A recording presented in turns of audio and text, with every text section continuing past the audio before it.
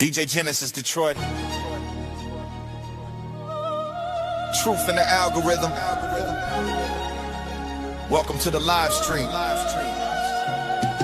Yeah, live stream junkie with the mic turned on, breaking down the matrix while the lights stay on. Politics, religion, yeah, we question every claim, while the media playing narratives and shifting every frame. Ancestors speaking through the wisdom of Ifa, cosmic knowledge shining like a distant star.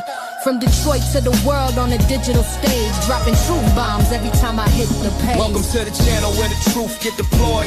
DJ Genesis live from Detroit. Breaking down the system, every lie gets destroyed. Tap in, subscribe, you rocking with the voice. Welcome to the channel. Where the truth get deployed. DJ Genesis live from Detroit. Breaking down the system, every lie gets destroyed. Tap in, subscribe, you rocking with the voice. Debates on fire, got the comments going crazy. Asking questions that the system can't face me. From ancient civilizations to the modern day lies, connecting dots that they hide from the public eye. Knowledge of self, yeah, the ancestors guide. When the full moon rising for the spiritual tide. This the place where the truth gets exposed. Every live stream, another chapter unfolds. To the channel. Welcome to the channel where the truth get deployed. DJ Genesis live from Detroit. Welcome breaking down the system, every lie gets destroyed. Tap in, subscribe, you rocking with the voice. DJ Genesis Detroit. Truth seekers unite, unite, unite, unite.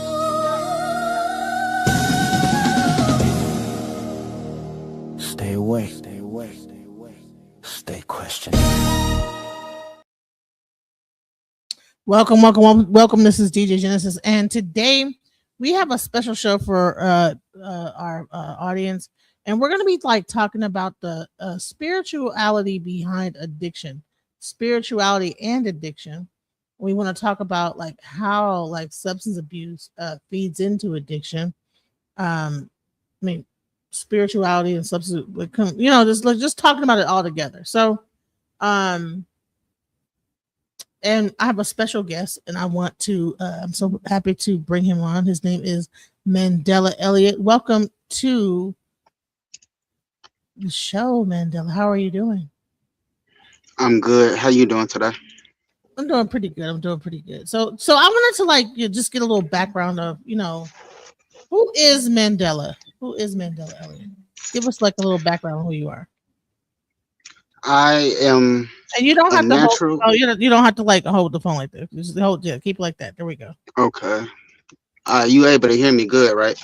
Yeah. You don't have to put it up to your mouth, so we can hear you. All right. Well, all my life I've always been a super sensitive person in terms of spiritual sensitive, like what we call an empath, so to speak.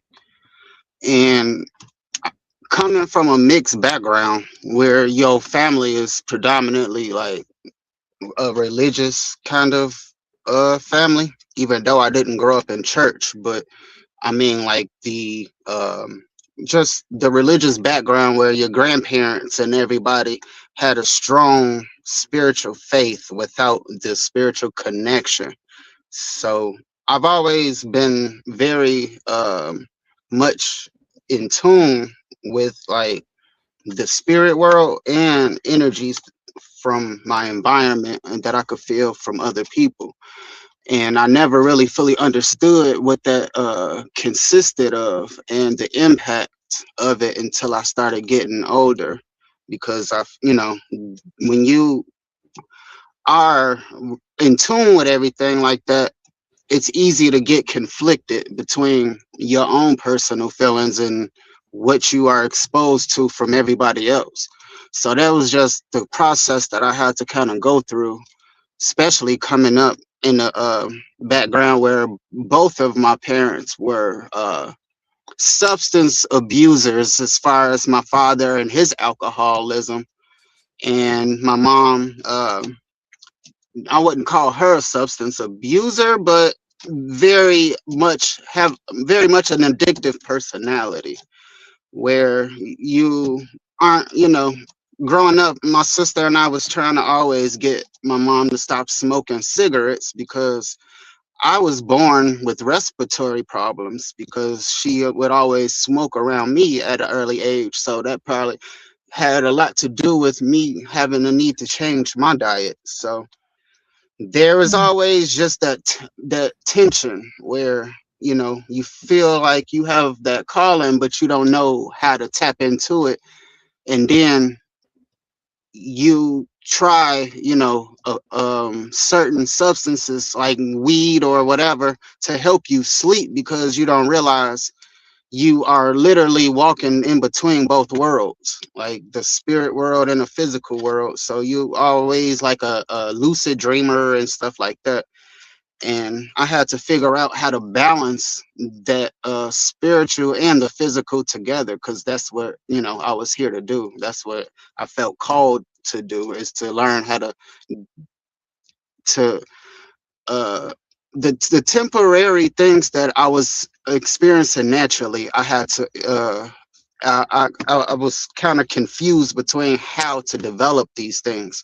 So I had to learn how to do it naturally, without being like mistaken that I can develop these abilities through substances and entheogens and like pills or alcohol and things like that, because it would let me tap into it temporarily, but not actually have a full blown experience that I was always looking for. You know what I mean? Right. So do me a favor. Take your phone and like put it somewhere like stationary where it's not moving. There we go. Let me see. I don't really have a phone holder. That's okay. All right. There's something in front of it right there. I think the sun is shining. Well, do me a favor as you talk. Just don't move your phone as much. It's hard to like focus when you do that. But so let's get an idea of like what your childhood was like. What exactly how was your childhood? You say your father was a substance abuser.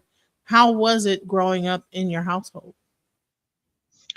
So my father was very much a strong-minded person, and uh, he was a semi-professional boxer. So coming up in Chicago, he was always one of the people, that the kind of person that you could look towards for strength and stability. But he always had that alcoholism to kind of like hinder his development. So he would only, I got the chance to learn firsthand like how substances will only let you get so far, especially in your own natural potential. Because he was semi-professional with boxing and made it into the Golden Gloves, and had about 20 professional fights. But and he met plenty of famous people throughout his life. It's just he wasn't able to fully excel in his potential because of the alcohol. And that was one of the first lessons that taught me that there's gonna be a glass ceiling where you can only go so far in life until you return back to the beginning. Like through growth and development, you can only go so far. You can only develop so far until you go back into that innocence and go back to the beginning to complete the cycle all over again. If that makes sense. Like, you can't like evolve while taking these addictions or these additives with you, because you weren't born with these things. So you have to get to know yourself all over again as So what you so progress what and you age. so what was it like? All right, so growing up in your household, you have a father that's a boxer. He drinks, he has an alcohol problem. What was it like growing up in your household with a father that was an alcoholic? It was very, very stressful because you felt like you had to, okay, I have to paint the picture, because by the time I was born, he was in recovery. So even though he was a lifelong alcoholic, by the time that I was born, he was actually in recovery, and marijuana was his drug of choice at that point. So it was also a system where it was easy access for the marijuana, especially from my sister and my older stepbrothers coming up too. So even though he had that alcoholism, it was still part of his spirit in a sense where you felt like you with dealing with a semi-professional boxer and somebody who's very good with their hands and is known throughout the streets of Chicago as the kind of person that you don't mess with unless you approach him with a weapon. It made you be very like insecure or walking on eggshells all the time because you felt like you had to like meet certain expectations unless you weren't good enough, so to speak. And it's hard to kind of measure up to a certain person like that. You see what I'm saying? So Mhm. it can make you feel a lot smaller. But by the time I was born, he was already in recovery. So I didn't get to experience that the worst extremes of it because he was very abusive during that process before my mom even came into the picture. But because it was like a recovery process and he was still kind of, my mom had to be the one to teach him how to learn to read and everything else. So she played a pivotal part of him being able to become more well-rounded in his in his own development, even though they he was in his mid 30s when they met. So it's just a very intense experience, not feeling like you can fully be yourself or be as emotionally available to your father because he's somebody that you know went through it all, but at the same time you are afraid to be yourself or be vulnerable because you don't want to get in trouble. And I had to repress a lot of the experiences that I went through. And honestly, because I felt like most of my life was so isolated or sheltered to an extent where my parents didn't want me to be exposed to a lot of things that they went through, that I opened up the door to these substances because I felt like that was the door to my self autonomy or my personal independence, where I could live my own individual life without involving or including other people. It was just like me trying to find myself and be myself and just, experience life through, vicariously through these substances with, and I got the chance to really learn that everything that I'm looking for naturally is already in me. And I didn't necessarily need the substances. I was just trying to use the substances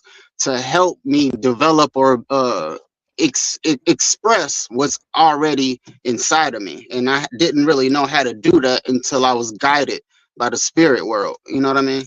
So here's a question: like, was there anything traumatic that happened in your childhood that kind of like would be a trigger that would even make using substances, using drugs, uh, heal in your mind or to forget about?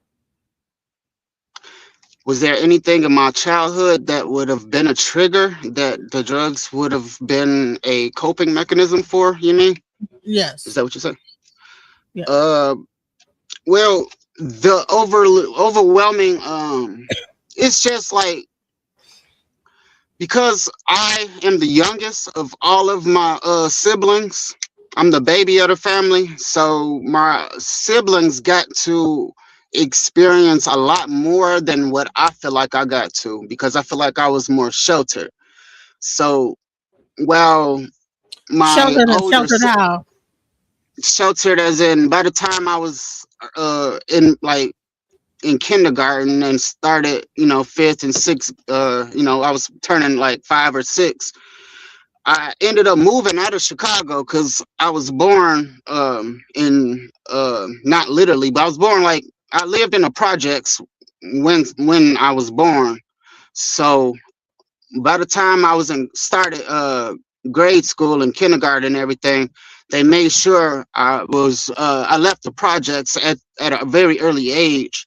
while my sister was a preteen at that age.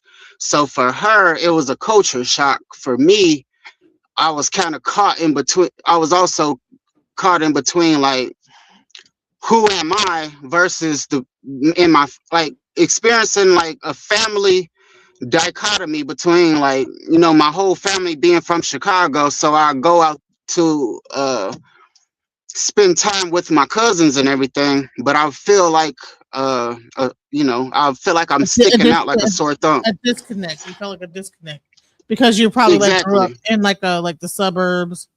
They made a better Exactly. life for So they themselves. looking at me like I'm talking proper. I use, bigger words to express myself. But every time I go to spend time with my family, because I love, the family atmosphere, it put things, even though you're going to find that sense of belonging, your family will always remind you that you're not one of them. You see what I'm saying? So it's like everything you say and everything you do makes you stand out like a sore thumb, even if you are around the people who you're supposed to be family with. And then that's what made me learn early on, like, who I am. Like, I have to learn to be myself regardless of what everybody's preconditions are or what their Did you feel like did you feel like you were coddled as a child, like you were like baby growing up, being the just baby of the family? just in a sheltered way, where, because my sister was the more rebellious one, because she was a teenager when she moved out of Chicago. So when she wanted to get close to that family environment, she literally take my parents' car and just drive off with it, and without really caring, because she also felt trapped. It was like a culture shock for the whole family. And to my father's, perspective, he was literally just trying to provide a situation and an opportunity that he didn't have himself growing up. Coming up in poverty and coming up while he was like the black sheep of the family. And he felt like his father was from like a illegitimate relationship between him and between like his mother. Hmm. So was it still a situation where, like, okay, you guys were he raised one part of the family in the projects in the hood, and then you guys like moved out of the hood into a better neighborhood, and then you guys felt a disconnect to your actual neighborhood, and so when you actually tried to assimilate to this new lifestyle, it was just like a lot of like pushback as far as like not even feeling like you fit in anywhere. Yeah, it was mainly just the fact that it was a culture shock, and not being able to really, like, you are being moved like out of the you're out of the neck of the woods, where you are in a more secluded neighborhood where it's really like literally no black people at all. So it's very hard to be yourself without getting yourself in trouble, because everything you do will make you stand out in these type of environments. And you also have to, like, I was always taught that you have to be 3 to 5 times better than the average white person to be considered equal to them. So just coming up with those expectations, and then not always having the best grades that I would like to have, like, I always felt very burdened by trying to meet those expectations Did you without like being able to you felt like be myself. so you felt a lot of pressure growing up? Right. It was a lot of pressure to just meet up with these expectations that my family would always try to impose on you. But it wasn't them being overbearing. It was just them trying to push what they felt like was best for you without truly having an unconditional understanding. So you felt like your sister probably grew up in like a more, even though it was like the hood, there was more community environment where she like grew up and she was always escaping to go back to the hood. She had that connection to the hood, but then you were kind of isolated in this suburban area, and you didn't feel connected to the people that were in that area, so you felt isolated. Correct? Well, that's the thing. Since I was so young, I didn't experience the division and the separation until I got a little bit older. Until like I came out the neighborhood, I came out the projects at the age of 5. So by the time I turned 10, another 5 years later, it's like my so-called best friends will always be your friend only in certain conditions, right? Don't you learn how conditional friendships really are at a very early age in those kind of environments, because nobody really wanted to be my friend when it was time to partner up for like work projects per se, because I might not have been as expressive or as academically astute as they were, but at the same time I could be a class clown. So I learned how to alleviate a lot of that tension and insecurity through like being able to just figure out how to make everybody laugh and be myself and just kind of express myself by like alleviating the tension, and you know what I'm saying, and just kind of make people laugh instead of being that intelligent person that I that would make me feel better about myself. But if I can make everybody laugh, then that will at least make me feel more secure about myself. Now, when you fast forward that though, they didn't choose you as a partner when it came to like work projects, but they'll choose you when it's time to go out into the playground, or they'll be like, "Hey, you want to?" When it's time for the pickup ball game or for gym class and stuff like that, that's when they want to pick you and say, "Hey, Mandela, let's link up. I want you on my team." You see what I'm saying? So I Right. So felt like were you that like pretty much like the only black person in your school? you can count them coming up. You can count them on almost on one hand. But Same I thing was a about the star. neighborhood. Same thing in the neighborhood. Like you were pretty much the Yeah, black. it was the same thing in the neighborhood. It took almost 20 years for this whole neighborhood to get more developed. But Mm. I live on sacred Indian grounds. I need to emphasize that. So everything that happened for a reason. And I didn't understand why it was happening until I got older. And I didn't realize that I was being a little bit protected because I live like my father would always say, like, if my father would always tell me, like, if we would have grown up in Chicago, if I would have grown up in Chicago, because I love drugs so much, he felt like I would be very strung out if I would have grown up in Chicago, so to speak. But it wasn't that I love drugs. It was the fact that it was more of an experimental process to fully feel like I could be myself. And I didn't know how to be myself without it until I made those connections with nature. So So the how did you get introduced to drugs? What was your what was your first drug that you ever took? I would say I would say as far as the exotic type of shit was No, painkillers. no. What was the first exact drug that you ever took? It was a painkiller, yeah. So your first So drug that let you me ever let me took. paint a Hold on, picture real. but Let the me first drug that you ever took, you started off on painkillers first. Like I want you to didn't drink any alcohol, you didn't do any weed, you just went straight to the first thing you ever did was a painkiller. that's the thing. Like I've always been very sensitive, right? So my mom, like I hate cigarettes, and my mom would grow up smoking cigarettes in my face, and that caused respiratory issues and shit. So one day she'd throw a cigarette down, right? She'd just throw it and flick it. And one time I just ran to just grab it and just try it one time, right? And I literally couldn't even breathe for a few minutes. Like it just choked me out. So Right. I could be very sensitive to those things. And then, like as a teenager, I've had a beer or two. But by the time that preteen age set in, I I want to say there was a class that I had in class where we picked. They gave us like a bucket full of like a bunch of options where you like had a bunch of little pieces of paper, and whatever paper that you pull out with random. This was in health class, right? So you'll pick a paper to do a project on. So whatever paper that you grab, it'll be whatever project that you'll do it on. And I ended up conveniently pulling out Vicodin right on the paper.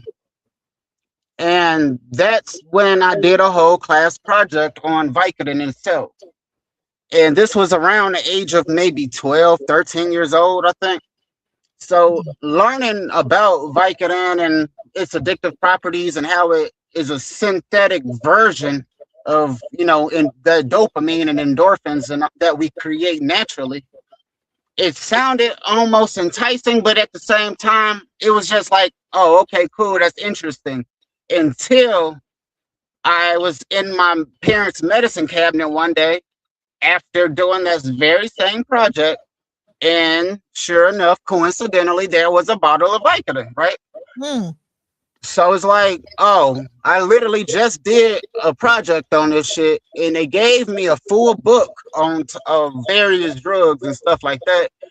And like coming up in the 90s, they had the DARE program too. So we was always taught about the dangers of drug abuse, but it was never fully like it was never. It didn't talk about pills. It was talking about like crack and weed. Yeah, Like, basically, how prescription they never drugs talked. They never really brought up the harm, the dangers of prescription pill abuse, like prescription abuse per se. It was more so like street drugs and DARE programs. right. But the first time I came across the word Vicodin was in health class when they had us doing a project on it. Why would they throw Vicodin into a bucket full of illegal drugs? You see what I'm saying? Right. I mean, as far as like a topic situation, like they had cocaine, they had all kind of illegal drugs. If you probably would have never did that report, you probably would have seen that drug sitting in that thing and would have probably never even looked at it. Right? It was just. I honestly wouldn't have known what it was. Honestly.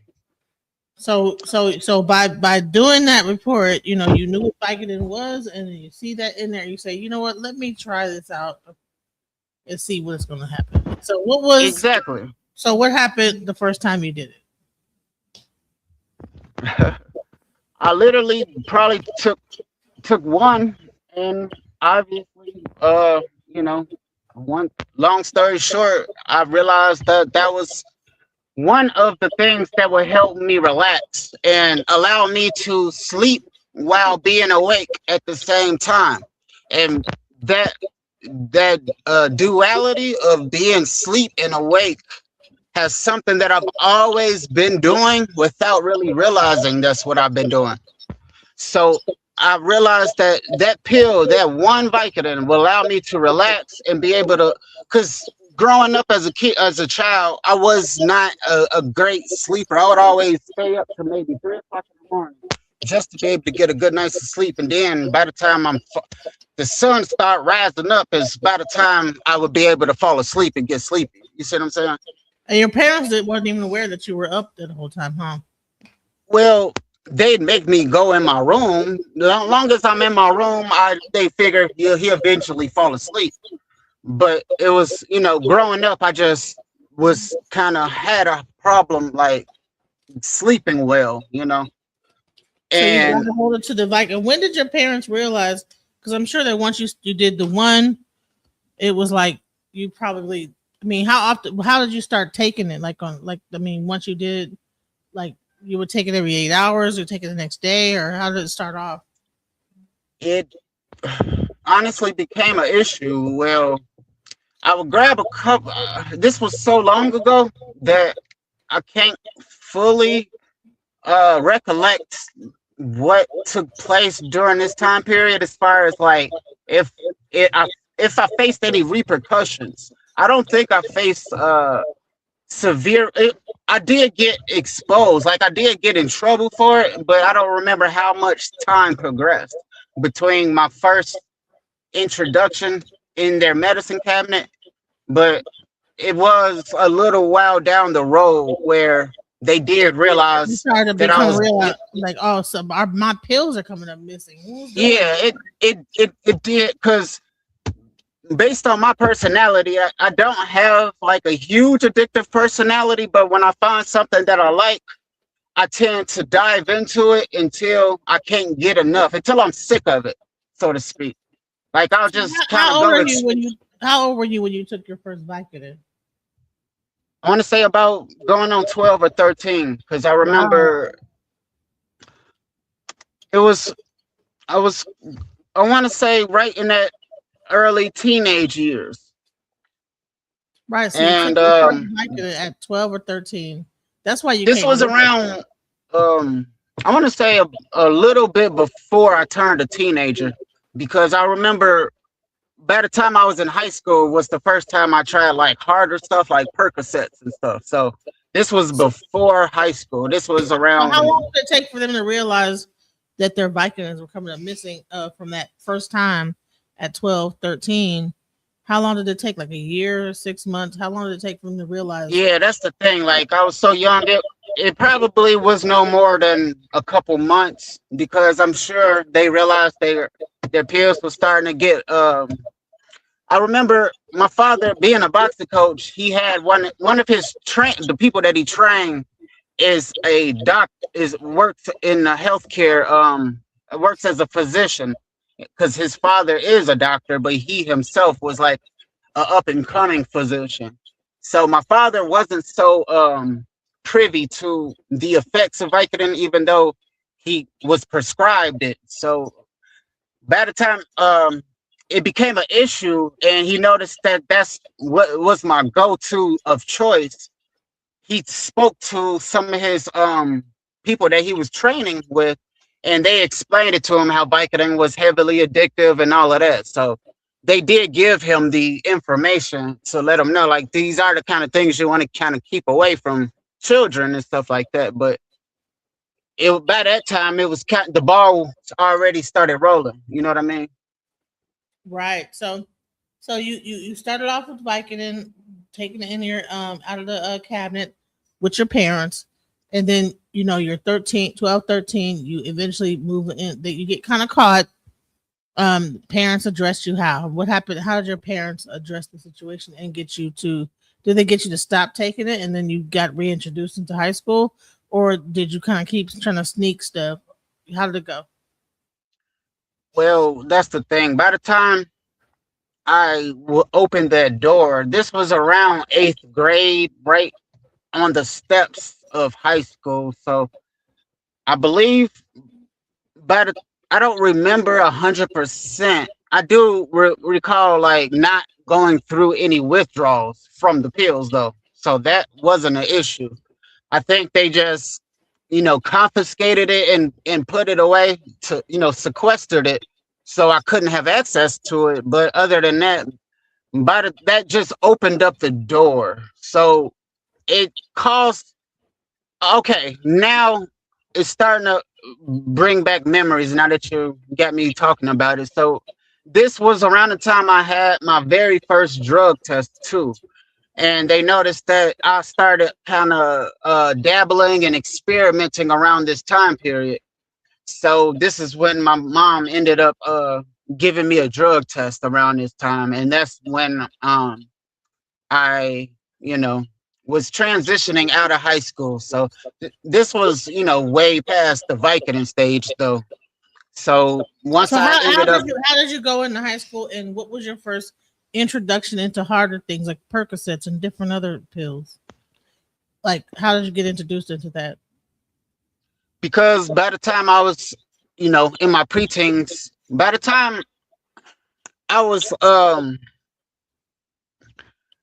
before I ended up in high school, I was still into sports and everything else. So by the time I made that transition from seventh to eighth grade, everybody was saying I was so talented, I could write my own ticket into success, right? I was like one of the best. Uh oh. I Your still audio. got broken records at my middle school that those white kids can't even touch to this day, and it's been over 20 years since I've been there. What were you? You're the So best at what? Like in track or in football? yeah, this is track and field. This is just overall track meets and overall you know other schools and stuff like that. Okay, you gotta hold your phone. Your because you're moving your phone around. The audio is starting to mess up now. Oh, okay, I'm sorry, Mhm. but So yeah, it just during that time period, it was a huge transition between being very athletic and having a lot of potential from seventh grade until the introduction of the Vicodin. And then by eighth grade, my sister passed away too. And I've also had to be the rock for my family because my sister was like literally the glue to the whole family, and the reason why the family would still get together and go back to Chicago and come together and have family events and stuff like that. But when the glue, so to speak, of my sister passed away, it made it I had to be the rock for them. And this is literally like me from 12 turning 13. Like she passed at 12, but my birthday was a few months later. So that's when during that very same summer that after my sister passed, during that very same summer after school during summer break, my older cousins who were around at the same age range as my big sister, because we always were about 7 8 years different. So she was 8 years, 7 to 8 years older than me, and my older cousins are in that same age range. So they knew that my father had my sister used to take my father's weed because he always had his own stash and it was always easy access. So after I had tried my first Vicodin and all of that, I wasn't even smoking weed yet. But my older cousins already knew that my sister used to grab some of my father's stash, and they told me exactly where to go to find it. Nah, my sister actually showed it to me one day and was like, because you're my little brother, I just wanted to show you all of this that dad got. But I didn't realize that we took turns coming up. All of the siblings, from the older brothers to my sister, who was like the middle child, to me, who was the baby. We all took sequential turns, grabbing the stash for my father. You see what I'm saying? But he always had so much that he wouldn't really notice. You know what I'm saying? yeah, yeah. Hmm. So it just during that transition though, coming into high school after my sister passed away, I had the very first pill with the Vicodin experience in eighth grade because of health class. And then by the time I was introduced to the weed, this was after my sister had already passed away. So I was already going through a lot of trauma. And because I was already so my sister, you got to really like understand that because my sister kept taking my parents' cars just to kind of just drive off and go to the nearest hood to spend time with her friends, just to kind of get some sense of orientation, and because she wasn't really comfortable with the environment that we was living in, that would cause my parents to kind of keep me on a very tight leash too. You know what I mean?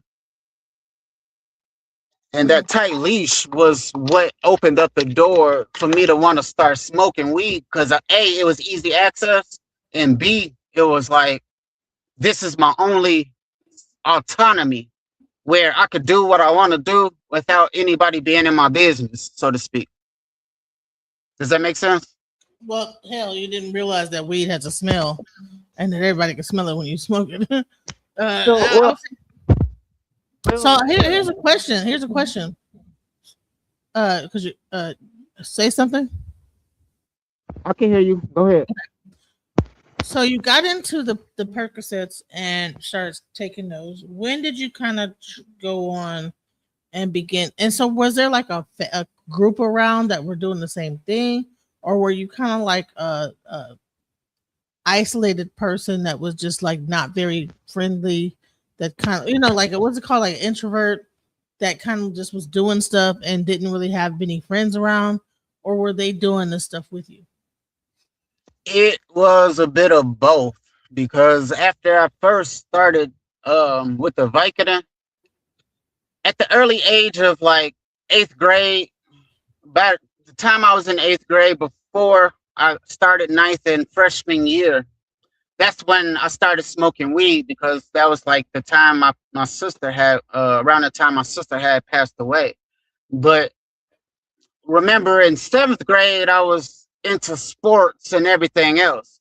So everybody seen my potential. Like I used to play soccer, I used to play basketball, and I ran track and field, and it was, breaking records and getting first place records and everything that I did. So after seventh grade, entering eighth grade, that's when I started smoking weed, and that's when it opened up it changed my friendship. It changed the type of friends that I had around me. So instead of hanging out with the basketball players, I'd hang out with the weed smokers now. You see what I'm saying? And then by the time it was time for like eighth grade and time when soccer season started up and the coach wanted me to, the coach expected me to, walk onto the field and be one of their best players again. But the coach literally made me walk he damn near held my hand all the way onto the soccer field just so I could turn around and walk away. And they looking at me, everybody just turning around looking at me like, we need you. Like, you know what I'm saying? Like, they looking at me like, I don't get you. I don't understand it. And then just recently, one of my second grade teachers, I ran into her at the store, and she was the one that seen my potential coming up and was the one telling my mom that I could write my own ticket and all of that because of my potential. And I literally seen her at the dollar store no more than a couple weeks ago. And I told her, like, she was like, she mentioned how she was telling me how to get back into the sports and get back doing what you used to do. But I let her know, like, oh, by the time I was in eighth grade, I got a little sidetracked. I got a little distracted. And she kind of chuckled and said, yeah, I know. And that lets me know, like, yeah, they knew what I was going through. They just didn't actually spell it out. But by the time I got into eighth grade, like, that single choice of it literally closed so many doors that I have no idea what kind of opportunities that I missed out on because the people around me, it's literally famous people to this day that went to my high school who didn't choose smoking weed, who didn't choose popping pills and stuff like that. They are, in professional UFC fighters. They professional UFC fighters that went to my school, or a professional race car driver that went to my school, or something like that. It's been a few people that got drafted from my high school, in spite of the fact that, and one of them was a black person. So just because I, was surrounded by all white people, don't mean that my neighborhood didn't produce talent. It just has way more temptations because our environment doesn't support talent. It doesn't develop or cultivate talent. You got to do that yourself. And that's something that I had to learn a hard way. Like they stripped our natural rite of passages away from us as a people. So we don't get to utilize these sports like the ancients did. Because the ancients used to use sports as a recourse as a safer recourse from warfare. So whenever tribes had like disagreements or rivalries, they'd make you have competitive sport engagements instead of killing each other. You see what I'm saying? But that's what opened up put me on a path to go the wrong direction. And if I could take back anything in life, because I'm the kind of person that feel like I don't have any regrets per se, because I feel like we should be able to learn from all of our experiences. And if they don't kill you, it can only make you stronger, as long as you see the balance or the duality to it. Like, as long as we don't judge it and see the lesson of our mistakes, then it'll only make you stronger. As long as you don't continue to repeat the same mistakes and repeat the same cycles over and over again. So that's what really set the stage for me, is to know that this is who I am without the drugs. And I don't necessarily need the substances to express who I truly am.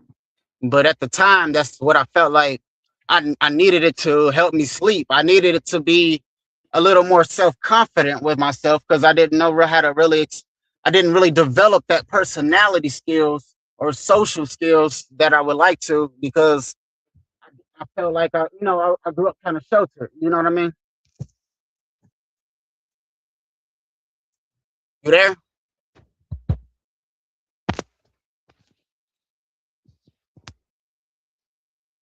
Hello? Yes, I'm here. I'm Okay. here. Yep. So, so you changed. So, the main thing is I wanted to find out is that what kind of brought you into the addiction to heroin? The painkillers, like going through high school, I used to utilize social networks to find easy access to painkillers, because everybody has a friend that has a parent that takes painkillers. So if I couldn't find it myself per se, I would be able to like if I didn't have access to it myself, I would be able to make certain contacts with certain people who would be able to like locate it, and so because they grandparents might be using it. So one time I was giving a young girl a ride, and it just so happened that her grandparents was on the Vicodin, so she'd pay me in Vicodin instead of paying me gas money, so to speak. And that just, opened up that door where it was kind of easy access until the painkillers got kind of harder to find and got more expensive. And then that's when the very same people that I used to get the painkillers from, they'd say, well, they've already been dabbling in harder drugs, and they'll say, well, you could just try this H or this, and it'll be much cheaper per se than.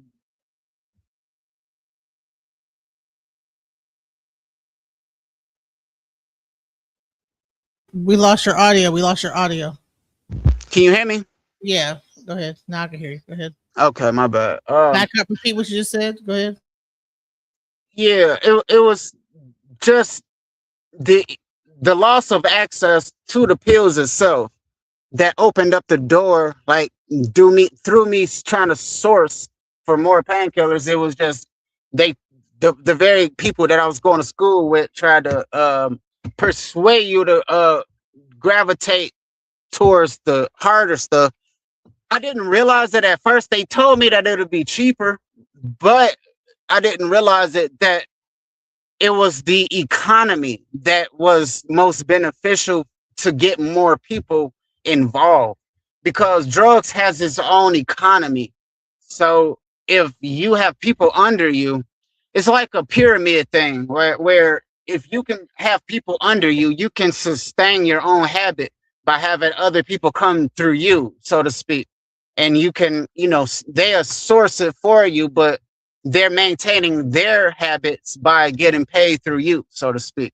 And I didn't realize the drug in the drug business has its own pyramid scheme, or its own economy to it, that pulls you in based on their own needs and not necessarily doing you a favor, so to speak.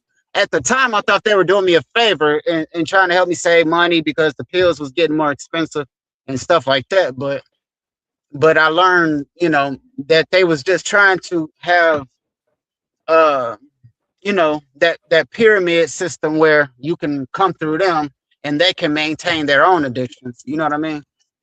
Right. So, what was the difference between doing heroin and doing pills?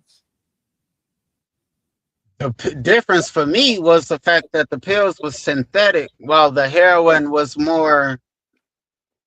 The pills was more synthetic and complete, where I didn't. It did more damage on my liver, but I didn't go through withdrawals, so I didn't get sick until I tried the heroin for the first time, and that's what put me in a position where I wasn't even normal anymore until I got more, and got more drugs. So when you that was so you were able to take the pills and still be normal, still kind of take it but not have a withdrawal symptom because you wasn't really taking enough of it to like actually like feel the craving. No, I was taking more than enough of it. Like I was taking more than enough of it. It's just it never made me sick without it. I would feel a slight fatigue where you have a sense of like not like having that full blown energy level that you would expect from having those, excess dopamine levels. But at the same time, you would feel like Your phone. my audio's going out. Every time you move your phone too much, it starts to like go out. So you gotta like kind of keep your phone still. All right. So when you were doing the pills, it didn't give you as bad of a withdrawal symptom. So you were able to take it and be able to kind of still maintain. But once you got onto the heroin, that's where it became a true full-fledged, like, if I don't take this, I'm gonna be sick. And now it starts the cycle, right? Exactly. How old were you when that started? I want to say about 18. I want to say 18 exactly. Between 18 and 21. Between 18 and about 21. So what happened? You were taking the pills. You couldn't get no pills. Did someone run out of pills and they said, you know what? Well, we don't have any pills, but you could just take this. And how did it go? The supplier that I was going through for like Oxycontins and stuff like that, that very same person was also, after high school, started dabbling with harder stuff, and he was the one who recommended to transition to harder stuff, because the Oxycontins was like $50 a pill, right, or $25 a pill depending on the milligram. But once I was sourcing it through him, and when it came to like harder stuff or like painkiller, like oxys and Percocets and stuff like that, so he would sell me something like a very expensive Oxycontin pill that one pill will have you way messed up than a lot of but neither here nor there. That's what when I reached out to him again for more pills, that's when he was like, well, so and so, I'm finna go make the ride to go and pick me up some dope or whatever. If you want to come with us, it's only $20 a bag, so to speak. So it went from, you can get a bag for $20 versus a pill that's maybe 25 or higher. You see what I'm saying? So do you think that he purposely transitioned you over to that? Or do you think that like it was just that he was out and couldn't get in? Do you think that it was like, let's put him, because you're going to the same person, right? This whole time, getting your supply, and all of a sudden it's almost like he transitioned you over to this new thing. Like, okay, hey, you can get like this for $20. So it's almost like he you were already addicted. So somebody he knows you're addicted. So it's just, you know what? Let's see if I can like switch him over to this. And It's now I hard can for me. really like have him like really like under like addiction, you know? What do you That's think the is going on in that situation? Because that's weird. Like why if you're asking for one thing, why would he even introduce you to something else like that? That's weird. because it basically serves the same purpose in a sense. Like you're going for that dopamine high, so to speak. So to him, he felt like it'd be sometimes the painkillers, especially if you're looking for like the real stronger stuff, they're not always available through the same outlets, you know. Mm. But when you in the streets and you're dabbling in the streets, sometimes those things can be easier access, even if it's not always good quality. So Mm. I think it's really hard for me to say what another person's motives were, Motivation, yeah. but I do feel like low key it was the pyramid system, because once you introduce somebody, it you are one of their only sources to obtain those things, because you know, like, they don't really know a lot of places or sources to kind of or outlets to attain those sort of things. So you become their middleman for at least a good few months, you know what I mean? And you know what it sounds like to me? Like, you know, it's harder to get those the pills. It's easier to get this thing. So he like almost chose to transition you over to that because I it's think so. easier. Honestly, I do think so, because you know it that was the selling point for somebody like that. And then when you're in between addictions like that and you're going through it, you're almost willing to, try Do something anything. new at that point. You're like Yeah. your frame of reference is a bit jaded. So it's like, well, why not? So my very first time trying it, I was still taking Oxycontins too. So I remember You were literally combining having an both of them? Oxycontin in my system while I was also doing that other stuff. So Right. that got me really close to, too much at that point.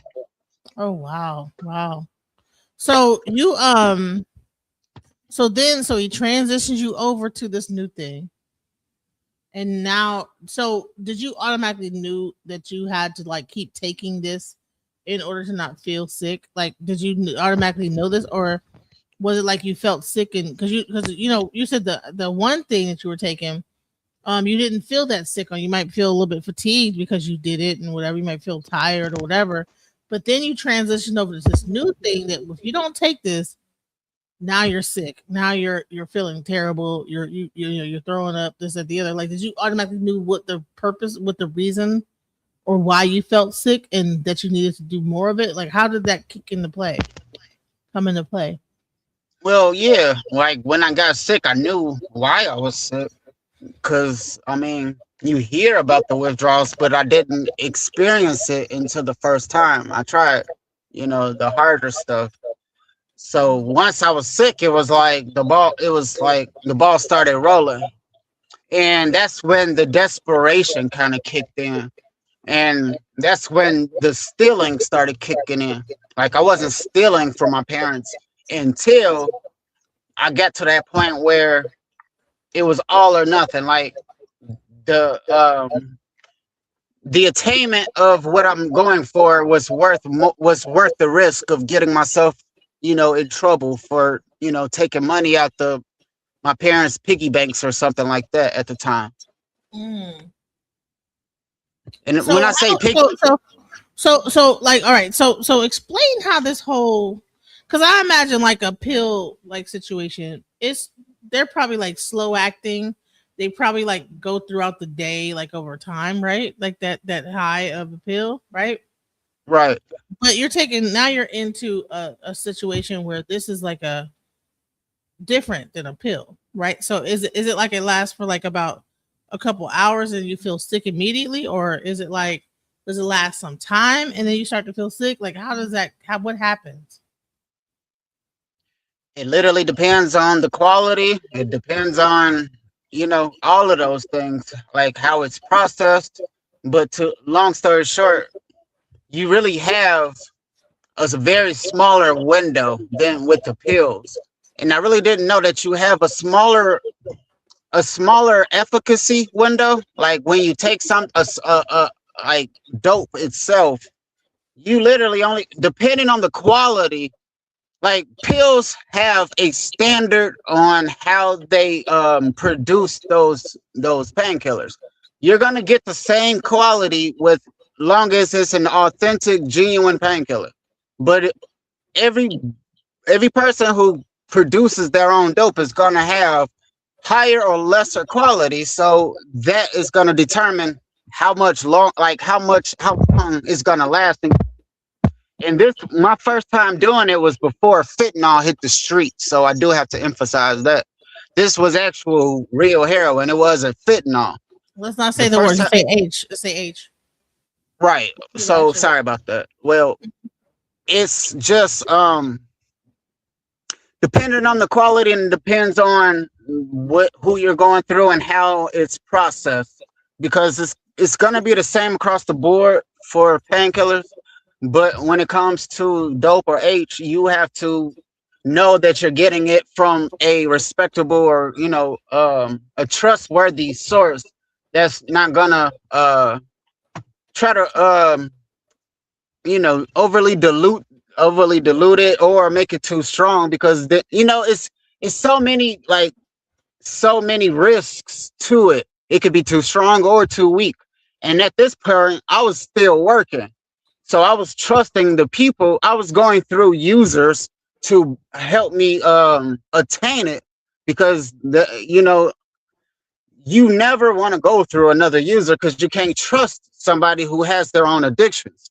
But at the same time, if you don't know anybody else to attain it, then you got to do what you got to do. And I would be in a position where I have to give them the money, and I just have to trust whatever they give me. You know what I mean? Oh my But god. I was working at the time, so it put me in a position where not only do I have to trust what they're giving me, but I also have to trust that it's going to get me through a full day of work or a full work schedule without getting myself sick.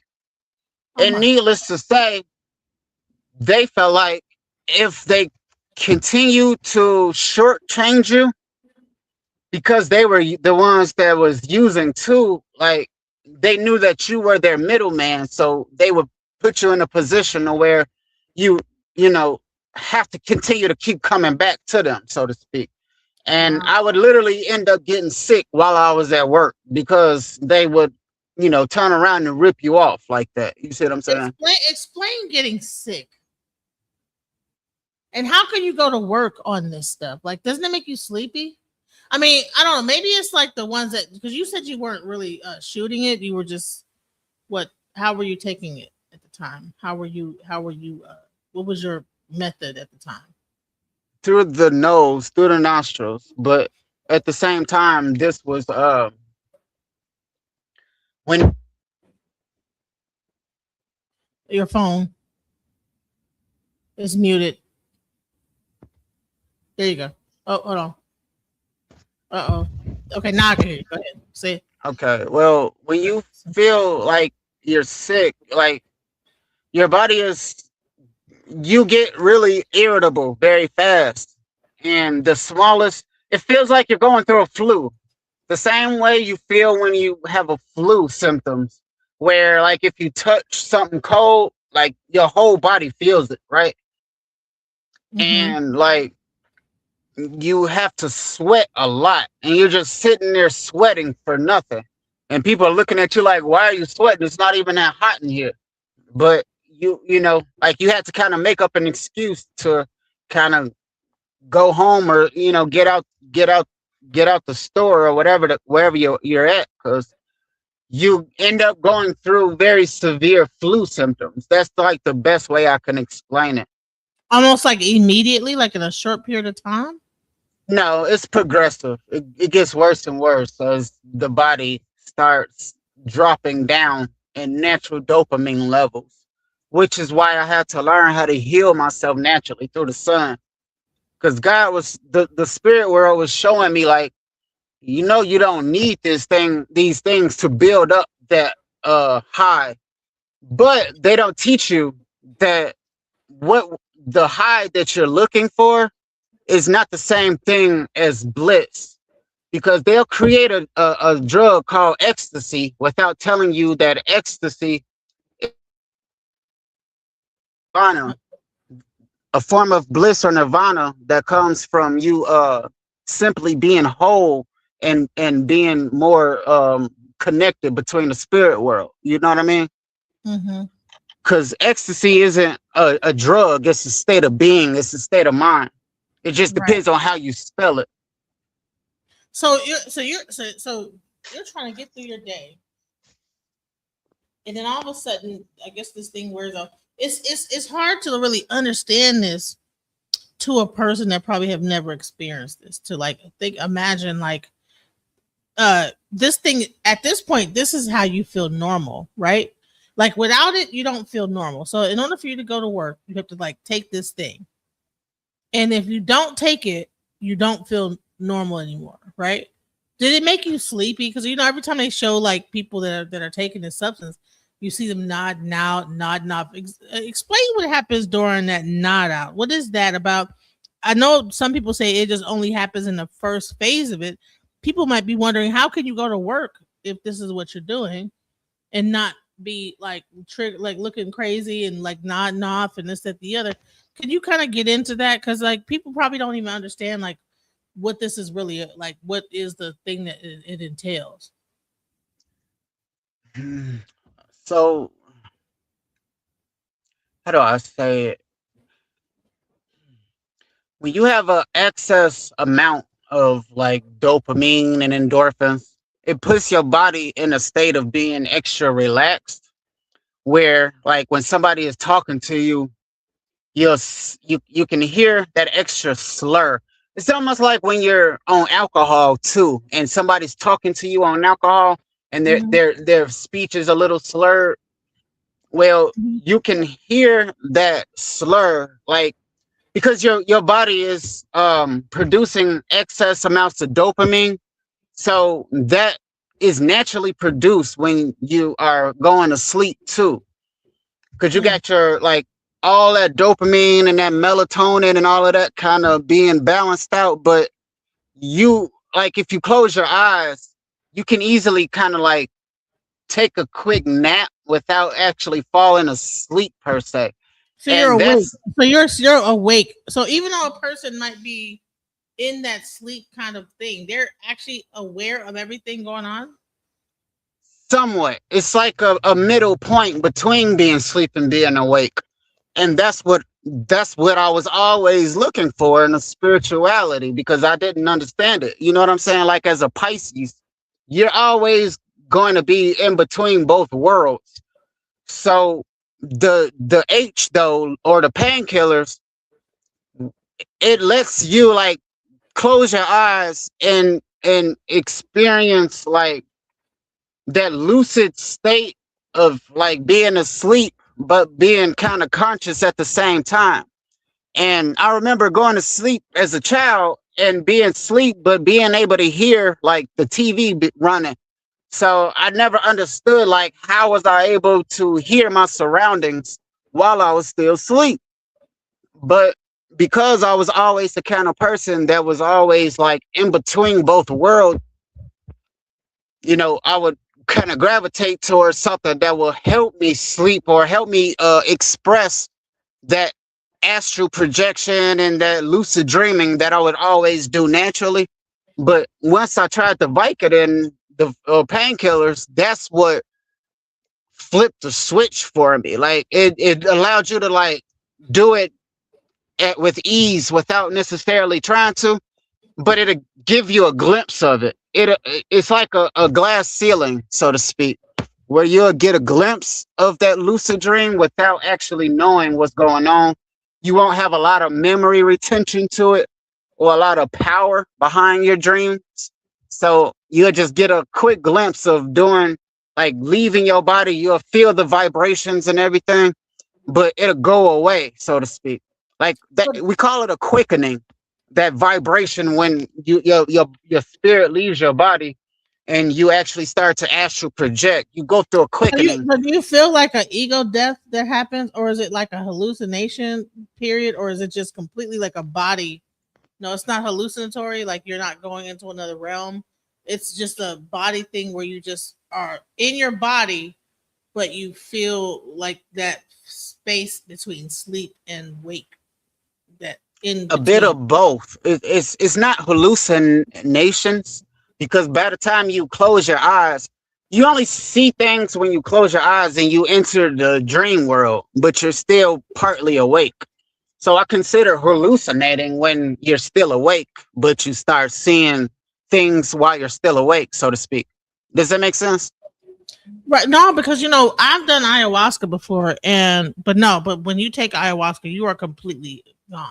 Like you close your eyes Right. and you are in another realm, but you open your eyes and you're right there. You know what I'm saying? You're still in the same room. So but you might see a little bit of like you No, might it's nothing like that. It's nothing compared to ayahuasca. The only time you experience visions is when you close your eyes and actually be able to nod out, and that nodding the nodding um your audio just went out again. the nodding part is what people gravitate to the most, and is what's the most addictive. That's what they want to do. They want to get the nod. Exactly, because that's when you're Wow. at the point where you're most relaxed and you're most like dead to the world. You Mm. know, you don't feel as much, but you're like overly stimulated in pleasure, so to speak. So it's a lot easier to just close your eyes and just kind of fall asleep without trying. Like your body just kind of wants to drift away. And that's why it's so easy to overdose, because you don't notice it's coming because you're all automatically just drifting away anyway. Wow. Wow. So it's not even hallucinogenic. It's just like you are in your body feeling this level of pleasure, almost like is it an orgasmic type of feeling? Well, no, not like that. You know how that we say that sleep is the cousin of death? Mm-hmm. That's because when you're going to sleep, your body produces the same chemical compounds that occurs when you die. Like you start producing natural levels of DMT, you start producing natural levels of melatonin and those endorphins.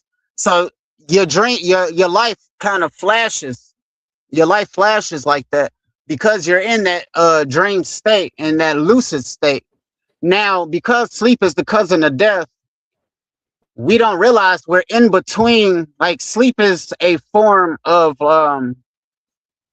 it's a form of dying and being reborn every single day. Like every time you go to sleep, you're literally dying just to be reborn every single day.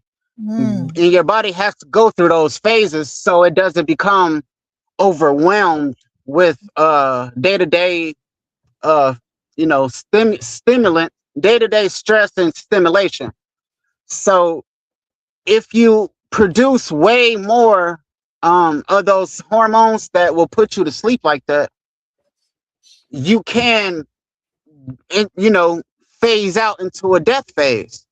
Mm. If you know what I mean, because it's literally the same process. You're just not overdoing it when you're sleeping. Your body has a natural measurement or a natural time clock to produce these hormones.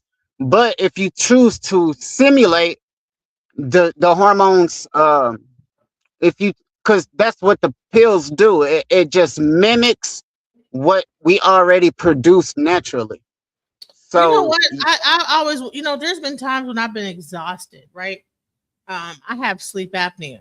And so there's been times where, like, at 3 o'clock in the afternoon, I get like this feeling of just being very tired. I could be on the phone talking to somebody. Hell, I think I even did it during the show. Is that, like I could hear what's going on around me, but I'll be asleep.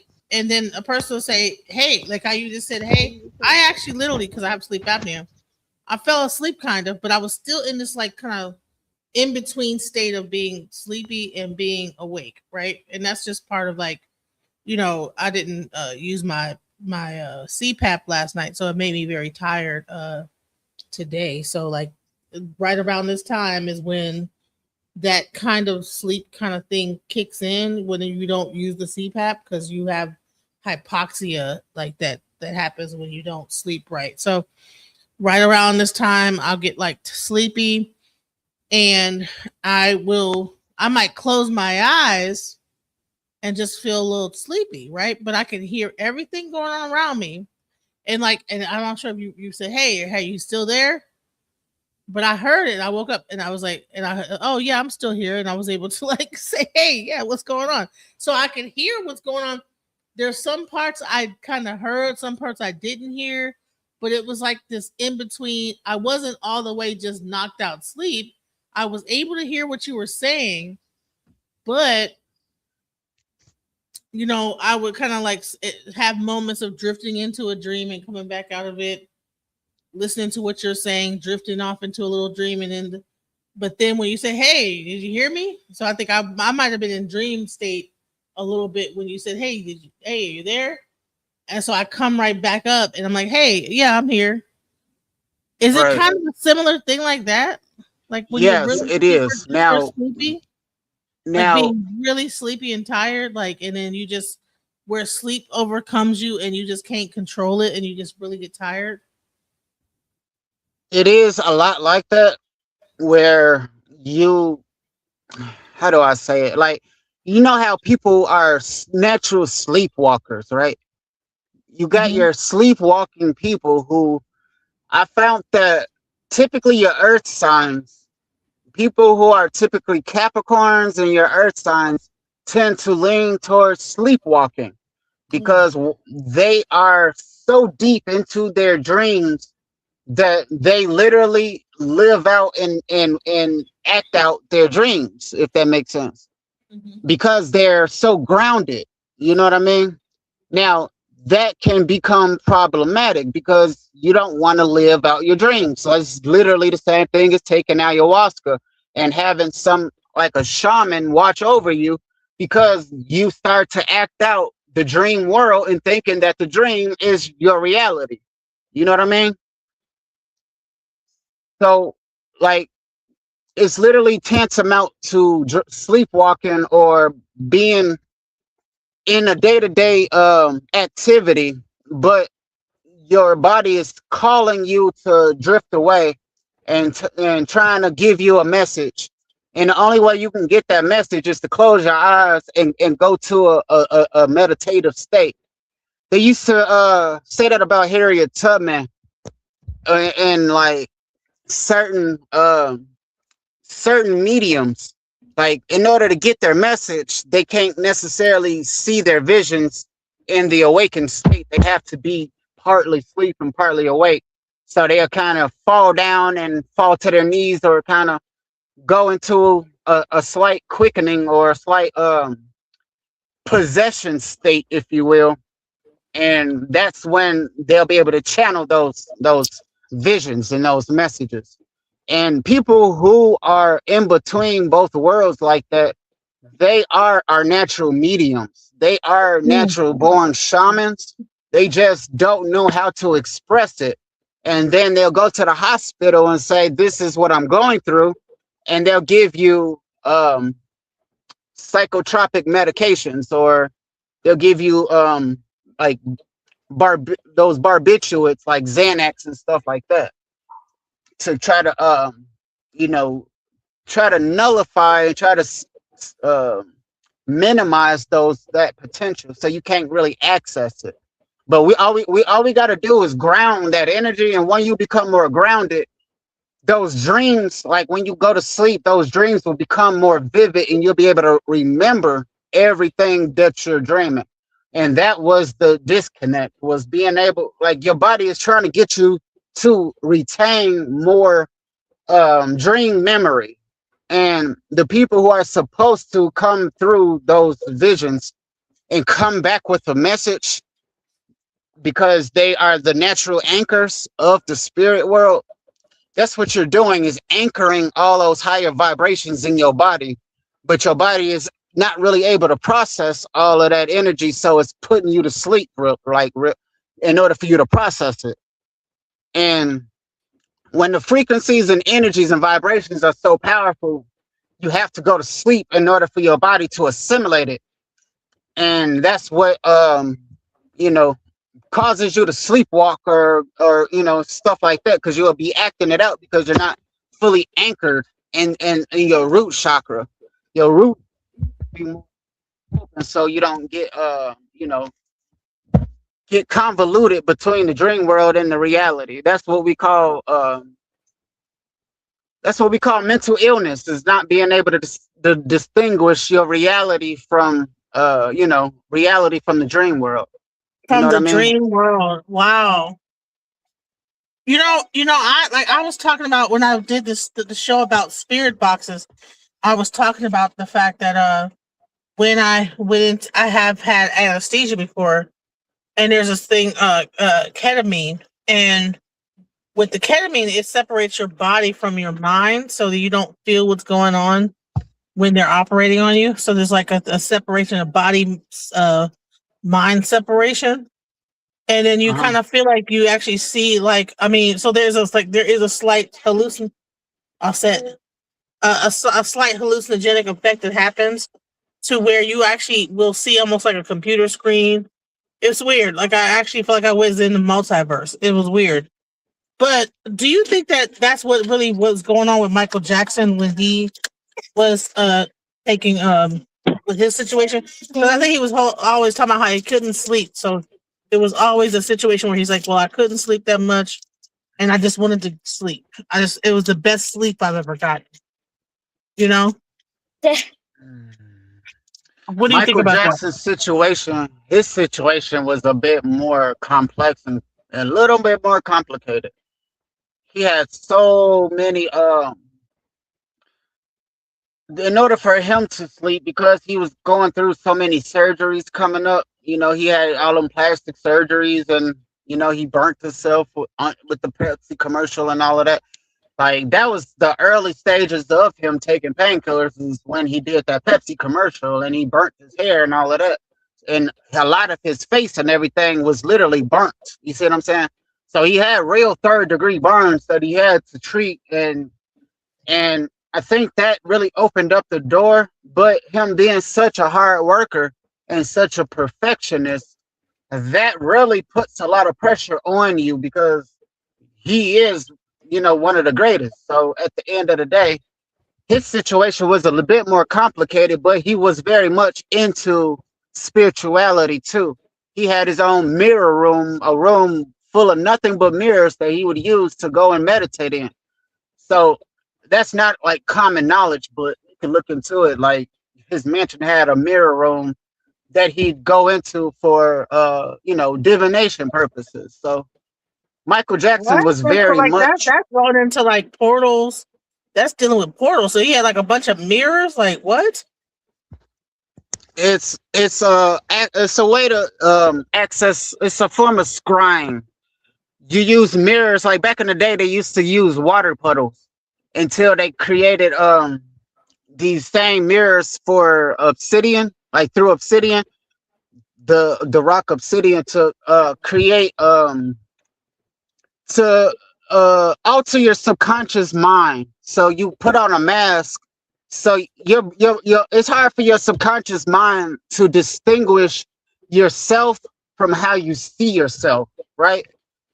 Your subconscious mind believes you Isn't that are what they who. were also doing with the Scientology, where they make you look at each other and then the person starts to like change form by staring at each other for a long period? Because I heard that if you look in a mirror for a long period of time, your image will start to shift and change. You'll see different beings and creations and all type of stuff. Right, but those is part of your own aura. Those are the beings that's literally in your own aura. So when you use mirror magic and total magic, that's how it goes back to scrying. And you'll notice, like, forget his name. It's the Toltec god. I want to say Chakma. It just Chakma comes to mind, but I forgot his name, but Chakma was coming to mind. But he's holding a bottle of water in his lap, and he's looking up in like a different direction, but he's holding a bottle, like a cup of water in his lap. And that water is the very first mirror or reflection.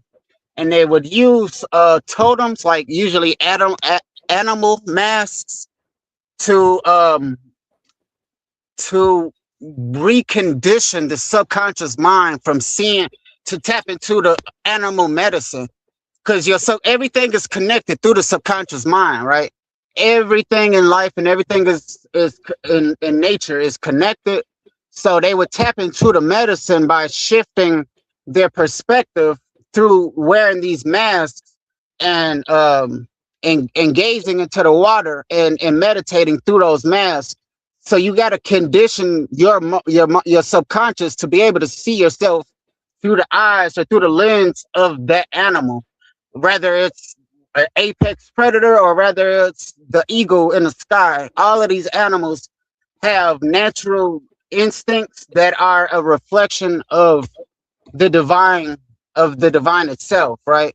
Like cats have master agility, and bears are very good at protecting, and they're very maternal, or they're very fierce and stuff like that. So when you wear those masks, you tap into recondition the subconscious mind, so your brain doesn't see yourself through your problems or through the lens that you've been conditioned to. You're reconditioning yourself, in a sense.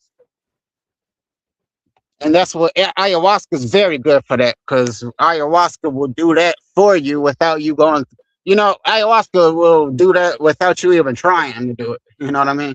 That's why you gotta have a shaman with you who will help guide you through that process, so you can clear out a lot of those spiritual demons that's been latching on to you. When I say demons, I'm talking about these lower vibrational, we call them ghosts. Ghosts is like a disembodied thought form or disembodied consciousness that don't have a body, but they didn't transition. And it comes from the word logos. Logos is what we get the word, like a design or an intention of something. So everybody has their own imprint or blueprint. So ghost is like a part of the word logos in Greek. And that's your those thought forms that will latch on to your energy body, because you're not using it and you're not anchored correctly. So if you're if your aura is open and vulnerable, they can easily latch on to that energy. And when you're in addiction, that's when your aura is most open and exposed. And every time I would use during that time period, that's when I felt myself being spiritually attacked the most. So let's break down, the spirituality and addiction. Let's break down the spirituality of addiction and how this whole thing is really a spiritual manifestation in some way. So addiction is nothing more than repressed, bottled up emotions that needs to be channeled. Like, everybody is born with everything that they need to be complete. Like, you know how they say God gave you everything that you need to the moment you're born, every creature has everything they need to navigate life and to facilitate their survival. Every creature, whether it's an apex predator or so-called prey, even the prey has the ability to like evade and mimic or camouflage. So no matter what level you are in nature, you have power to defend yourself, and you have power to survive, right? So because you're born whole, addictions are nothing more than the additions or additives that we add to, we think it's making us more whole because all of these substances come from the spirit world and they come from the plant kingdom. And when you abuse entheogens, because you don't realize that the entheogens are literally those substances that help you tap into the spirit world so you can help yourself integrate with the aspects that you might be missing on a nutritional level, right? Until you become more whole again. They're not things that you're supposed to take consistently or do like forever. These these are things that you use to help, like, mitigate things until you become more integrated. So if you don't realize that the plants itself are a microcosm of the planets, and they all serve as a various energy signature, so you can be fully whole to express yourself in like you trying to balance and complete what is already like yourself through nature, so to speak, because you're a product of nature. But because we see things as divided and we see things like ourselves separate from nature, then use more we use separated versions or chemical compounds of these drugs instead of going straight to the source.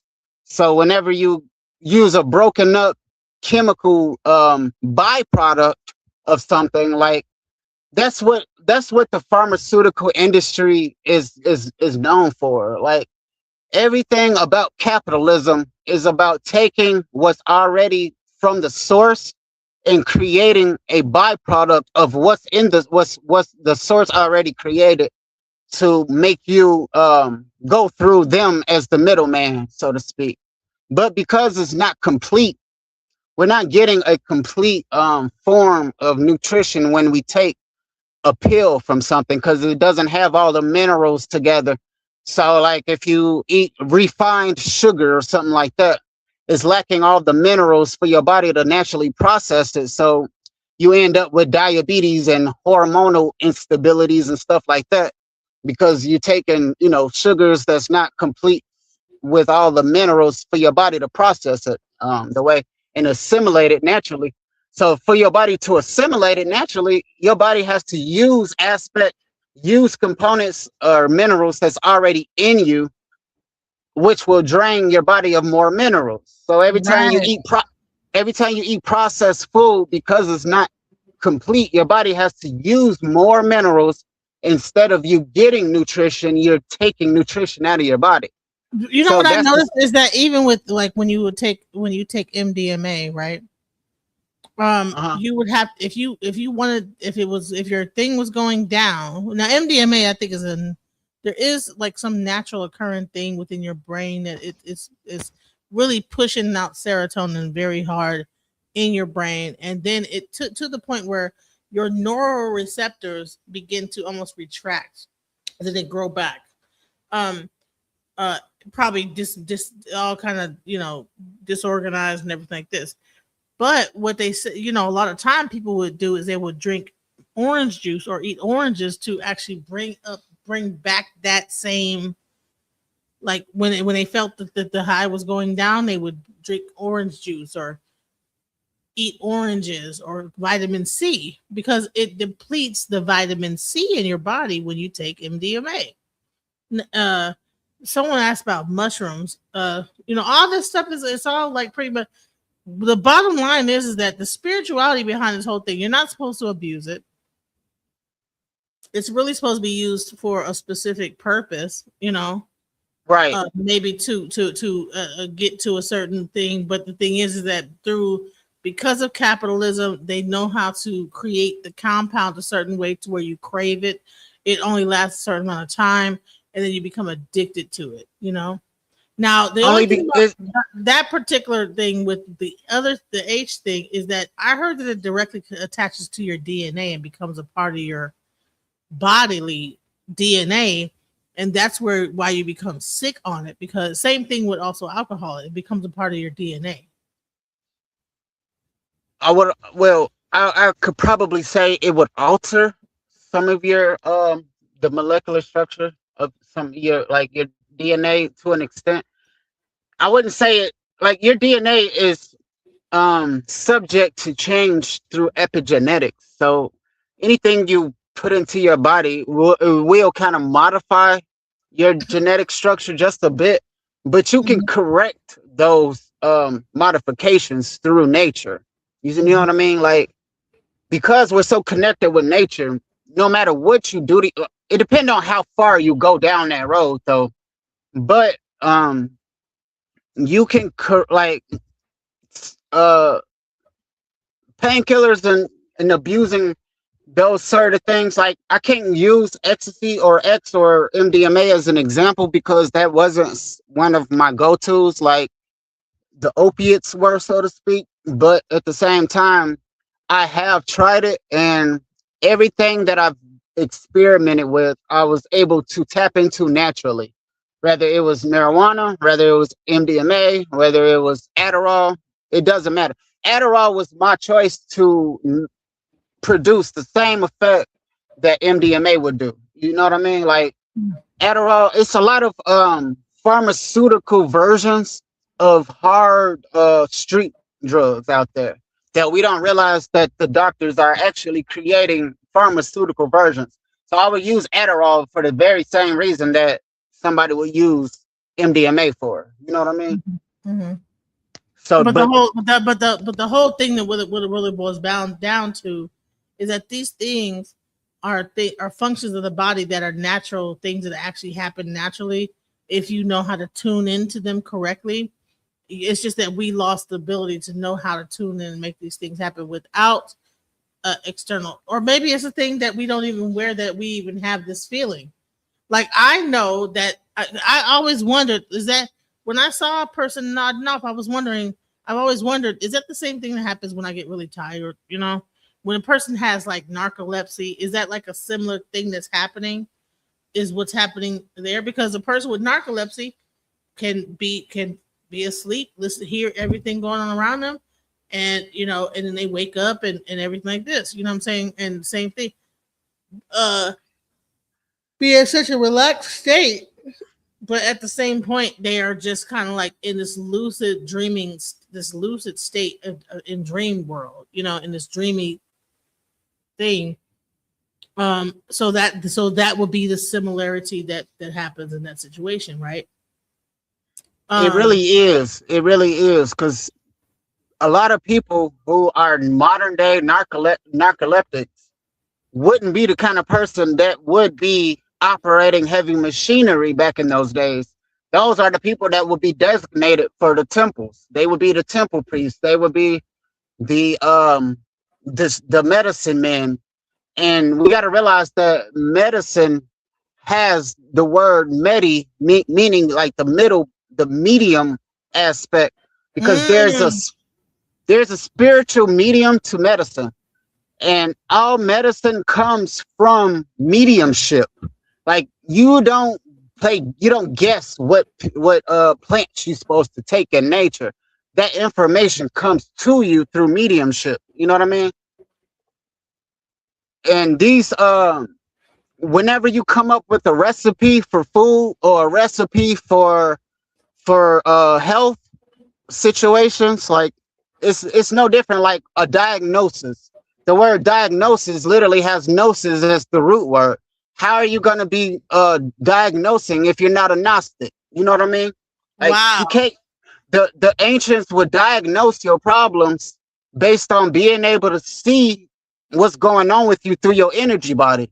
They would be able to Mhm, connect with you through your energy body and have that the medium between you, your problems, and whatever's going on to know what you need through nature to balance that. Because nature is just going to provide that balance so you could become whole. Well, you'll never become whole through pills. You'll never become whole through synthetic artificial drugs because it's not created holistically. You know what I mm. mean? Yep. So it keeps Absolutely. you in a cycle. It keeps you in a state of addiction because addiction is just the lack of wholeness. You know what I Mhm. mean? Wow. Because addiction is just nothing but the additional aspects that you need to become whole again. All And of the jargon aside, all of the pharmaceutical, like medical jargon aside, you're just not whole, and you need uh that that nature component or natural component to find that wholeness again. But we're disconnect from nature, so we're now going through doctors to find wholeness. We're going through the drug god to find wholeness now. You see what I'm saying? you know Instead of what's the even deeper? shamans and You know medicine what? men, we're going to our doctors. You know what's even deeper is that we also have addictions to each other. People, I could be addicted to a man. You could be addicted to a woman. You know what I'm saying? Or another or another man or another woman. You know, both, whatever. And so, and the pleasure that that person gives you, whether it be even just being around them, they might trigger a certain dopamine response. So a lot of times what happens in relationships is that a person knows how to trigger your nervous system, and then also be able to be the very person that brings you back into equilibrium. To, you know, they know how, like, this is a really classic thing.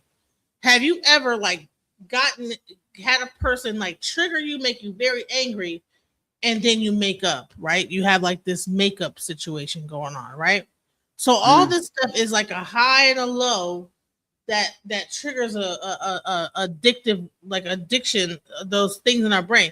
So you have a cortisol response, and then you have a dopamine hit when that person's able to then, when things resolve, and then the serotonin hits it, and that love thing goes in, and now you guys are probably, you know, getting it in, or whatever it is that's going on. Or it might even just be that y'all are just being in each other's presence after you guys have gotten finished arguing and getting pissed off at each other. But that's an addiction as well. So even we can be addicted to each other and That's people. called, okay. So the word bonding, when we call bonding, is part of that. When you bond with something, that's literally the integration between your spirit and a, like, a physical item. Like, everything has an energy to it, so you can bond with things that form a spiritual connection with you, even without you realizing it. Like, that's what you call trauma bonds, right? Mm-hmm. You're now bonded to each other's mutual pain. You're bonded to each other's mutual trauma, but you haven't yet figured out how to rewrite those bonds to find a healthy value system. Because you got to bond with your higher values, not just with, like, people who have the same traumas as you. But because you don't know how to find that fulfillment, that is how you're gonna bond, is through trauma bonds, you know? Right. So there's always like this kind of argument that happens, and then that's Right, where. but that's a So form of addiction, like you said, because there's that dopamine hit. You got the high and low because you're codependent now. Like, you feel codependent on that relationship. So Mhm. no You know, matter they always how say that people that are on drugs, they normally have like the longest relationships ever. right, because And so they they're have not a only trauma addicted to the bond drugs, but they relationship also though. have an addiction to each other in with that whole situation. That's why they last. There's such a, like, a bond that happens with those two people, and they damn near are very toxic to each other. They don't even need to be together. Like, when you actually look on the people on the outside looking at this relationship, like, why in the heck are you guys even together? Like, what's going Yeah, on? a lot of most relationships, especially a lot of long-term marriages, were just basically long-term trauma bonds. And I hate Mm, to say it, but I grew up in a household where my parents were literally sleeping in different rooms every single night. Like, they tolerated each other. But because my father was the main provider, and my mother was somewhat codependent on his stability, even though he was, like, very irascible or easily agitated, easily angered. He didn't physically abuse anybody. since his alcoholistic days, he used to be physically abusive. But after he got off of alcohol, before he met my mother, he he always would be very threatening and very imposing. But that imposingness never really turned into a physical abusive situation. You just knew, Your nervous system is always on cortisol like a 10. It's always yeah. on high But at because the you don't same know what time, walking on at the same time, eggshells. though, he was such a like such a protector that you knew like you had nothing to worry about as long as you were with him. And my mother felt very protected as long as he was around, even though they couldn't go out in public without getting into arguments all the time. So that was very much a trauma bond where they my father never healed from um his childhood pain of feeling like he was rejected and through by his family. So Mm, he had to compensate through alcoholism due to his perceived rejections in life, and my perceived rejections or perceived being isolated like that. I was compensating not with alcohol because I couldn't stand alcohol. I was always very sensitive to it, but it was the weed that really brought an affinity to my life that brought me a codependency and more of a trauma bond. Like I'm trauma bonding with the weed too, not just with the person, or mhm. friends. And honestly, I Right, think right, right. Because weed always has a group that's involved with it. Everybody passing it around in circles and exactly, so, and that was the main selling point for me in my mind that led me to becoming addicted. Is that because I wasn't so socially expressive or comfortable with myself that way I wanted to be, I felt like the weed itself or the painkillers or whatever the case may be would be the middleman to open up those social doors and be that social connection that I felt like I was missing. You know what I mean? so now that you're kind of like in this recovery phase, I know that what they'll say is that these things do deplete a lot of things. They deplete serotonin, they deplete like dopamine. You have to like take things to even be able to stay off of them in order to like not have such a severe reaction to them. You know, even the things that they do give you to stay away from them also have its own effects. Like if you are a heroin addict, they'll give you methadone, but methadone eats away at your bones. How do you feel about like? I mean, are you right now going through like the methadone situation to where you have to take that to like stay off of like to like stay away from like the effects of the heroin type of thing? That's the thing. There's a balance to everything, and you're right. Methadone will eat away at your bone minerals and make your bones weaker, just like any painkiller or just like any synthetic pill. Anything that you eat or take that is processed and not natural is going to pull from your natural mineral structure in order for your body to assimilate it and digest it properly because it doesn't naturally contain all the minerals that your body is going to need to fully assimilate it and make it a part of your body. Like pills isn't a natural product. It's not a part of us like that. But they do what they can to create a synthetic compound to where it mimics those same hormonal reactions instead of actually being natural. Mm-hmm. So all you got to do is learn to eat healthy, to eat natural, and eat any apple. If you take a bite out of an apple, everything that everything you put in your body becomes a part of you. So if you eat an apple, all the minerals is going to be reborn inside of your body in the form of your hair cells, in the form of your skin cells, in the form of your bone structure and stuff like that. So as I was taking pills and stuff like that, I noticed I would end up breaking my nails off very easily, right? Like I Mm-hmm. would just kind of go to scratch my leg a little bit, like how you would naturally just kind of scratch an itch. but I would literally break my nail off just by casually scratching the itch. And I'm like, Mhm. dang, my minerals are very, very low. Well, the average person would go to the pharmacy. I knew better. I never went to the pharmacy to solve these natural holistic problems. All I did was eat some blueberries, and all the minerals in that blueberries grew my nails back. You see what I'm saying?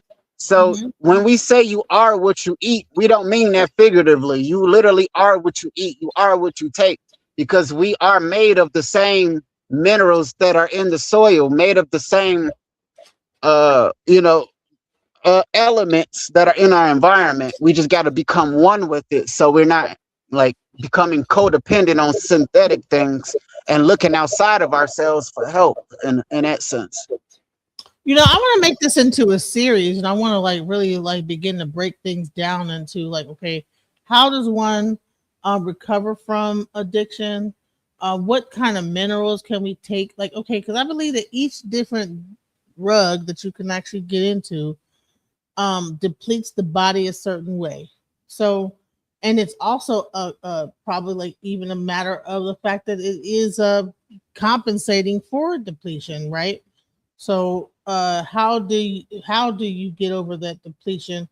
What kind of vitamins you could take to kind of help with those things that get depleted, so that you can be able to maybe even eventually get more healthier and overcome.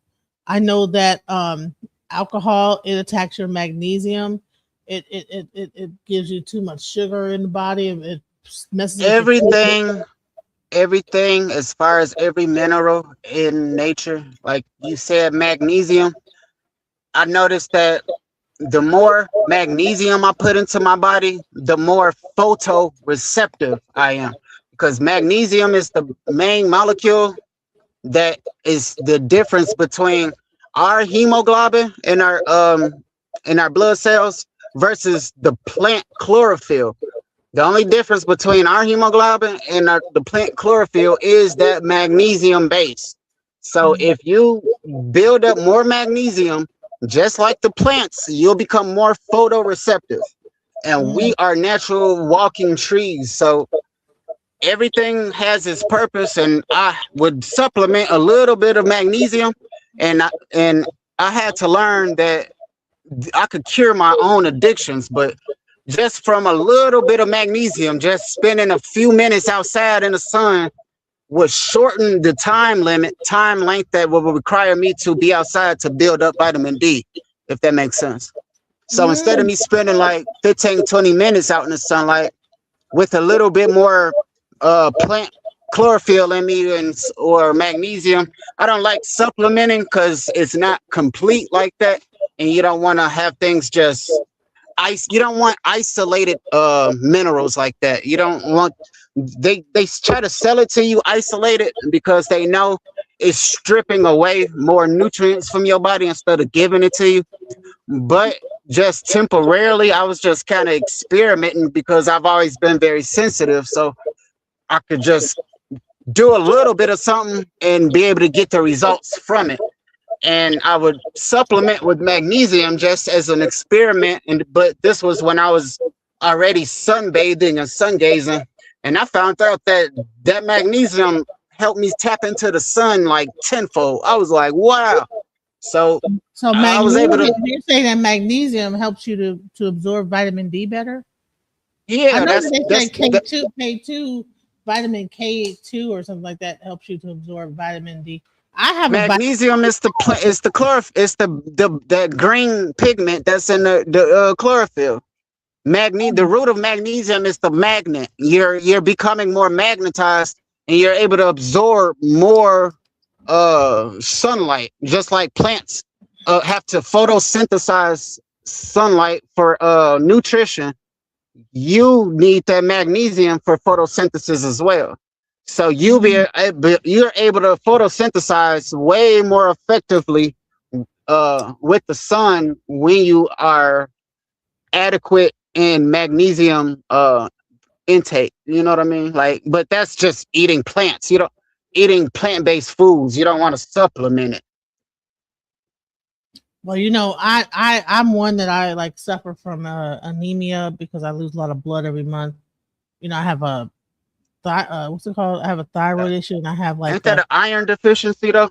yeah, I have a very low iron and very low vitamin D. Like, I mean, it's like damn near like like what's it called when you have to get like infusion or whatever. I'm like that level of like vitamin iron You need deficiency. a whole blood transfusion. Sometimes like I'm like damn near to that level of vitamin D deficiency, and Yeah, it again. We don't realize how important these not things vitamin D. are. I'm sorry, iron, because I lose a lot of blood during my menstrual cycle. I lose so much blood because I have a That's fibroid. just because our diet isn't optimized with No, no, plant-based I food. have a fibroid. So the fibroid, which I don't know where fibroids come from, but whatever that fibroid is it makes me bleed excessively, and so I lose so much blood every month that I am down there. I got like I talked to the doctor, and the doctor was like, "Man, you are, you know, it's really bad. Like you have to leave. Like your iron is so low. Like I'm Yeah, but and I would be that eating. So is I'd be eating. I don't even know why I eat ice, ice, ice, ice. I mean, I could like eat a whole big cup of ice. And it's I think crazy. that'll be good for the next topic because we do need to touch on the effects of being minerally deficient and how that leads to depression and how that leads to hormonal imbalances and how it's very easy to optimize your minerals like this, but all you got to do is eat fruits and vegetables, and you got to be careful with the vegetables that you are eating because a lot of it is starchy and a lot of it is really not natural the way that it's supposed to be. So even though when people think they're eating healthy, they're still eating unhealthy because they're not eating holistic food that is actually grown in the wild. We're eating a lot of man-made hybrid plants that Dr. Sebi would try to get us off of. You know what I mean? That's why it's important to kind of learn those lessons from Dr. Sebi and, listen to some of the elders that was kind of setting the stage for us because we're not all supposed to eat and live the same way. We are sun children. We are literally sun children. We're not saying that as a metaphor. We are children of the sun. So Mhm. just because some people feel like the sun is harmful to them, the sun is very much a necessity for some other people. Like if you don't get the sun, that will be cause you the very harm that will happen to others when they do get the sun. Like it's Mhm. just the exact opposite. We're children of the sun, they're not. So we need that sun to produce that vitamin D. Otherwise, you're not gonna just attain it naturally just by itself without either eating it from like mushrooms that absorb vitamin D or being out in the sun because you'll have to obtain it some way from your environment because your body doesn't produce it by itself. A lot of these hormones or nutritions are attained from the environment. So it can't just be like, your body doesn't generate it without you receiving the necessary elements and food intake to get it from. Right, right. So, I wanted to give like a final word, but as we close this show out, this has been a very, I think, informative show. And I hope that people really got some information that they could use. We talked about a very wide plethora. You got to hear. This is my new guest, Mandela Ellis, and he's going to be getting into like addiction, getting into vitamins, getting into supplementation, spirituality, all these things. And we're going to have him here regularly to discuss some of these things so that, because this channel is about becoming a better person. And one of the biggest thing is that people don't even realize that they have addictions, but when they do have addictions, they don't know how to stop them. And a lot of this stuff might be even based on a deficiency that you're really trying to compensate for, whether it be a mental deficiency, whether it be a vitamin deficiency, whether it be a mineral deficiency. A lot of addictions come from some level of deficiency. And when we talk about the spirituality of it all, a lot of these substances that are out here were really meant to be taken by shamans for a specific effect, but we abuse those things because there's some level of trauma in our thing that we're trying to heal, and we have to like understand that and actually deal with the exact trauma. Let's get to the root of the cause. So let's hear about the last words that you want to say before we close this out. We're 2 hours in, and what's your last words? I feel like there's so many people out there that are very spiritual, but they become their spirituality is pathologized by the society. So they don't know how to express those gifts that they have, because they might see things like they can look up and see a UFO like I've seen before in my life, but I can't just tell anybody or everybody about it.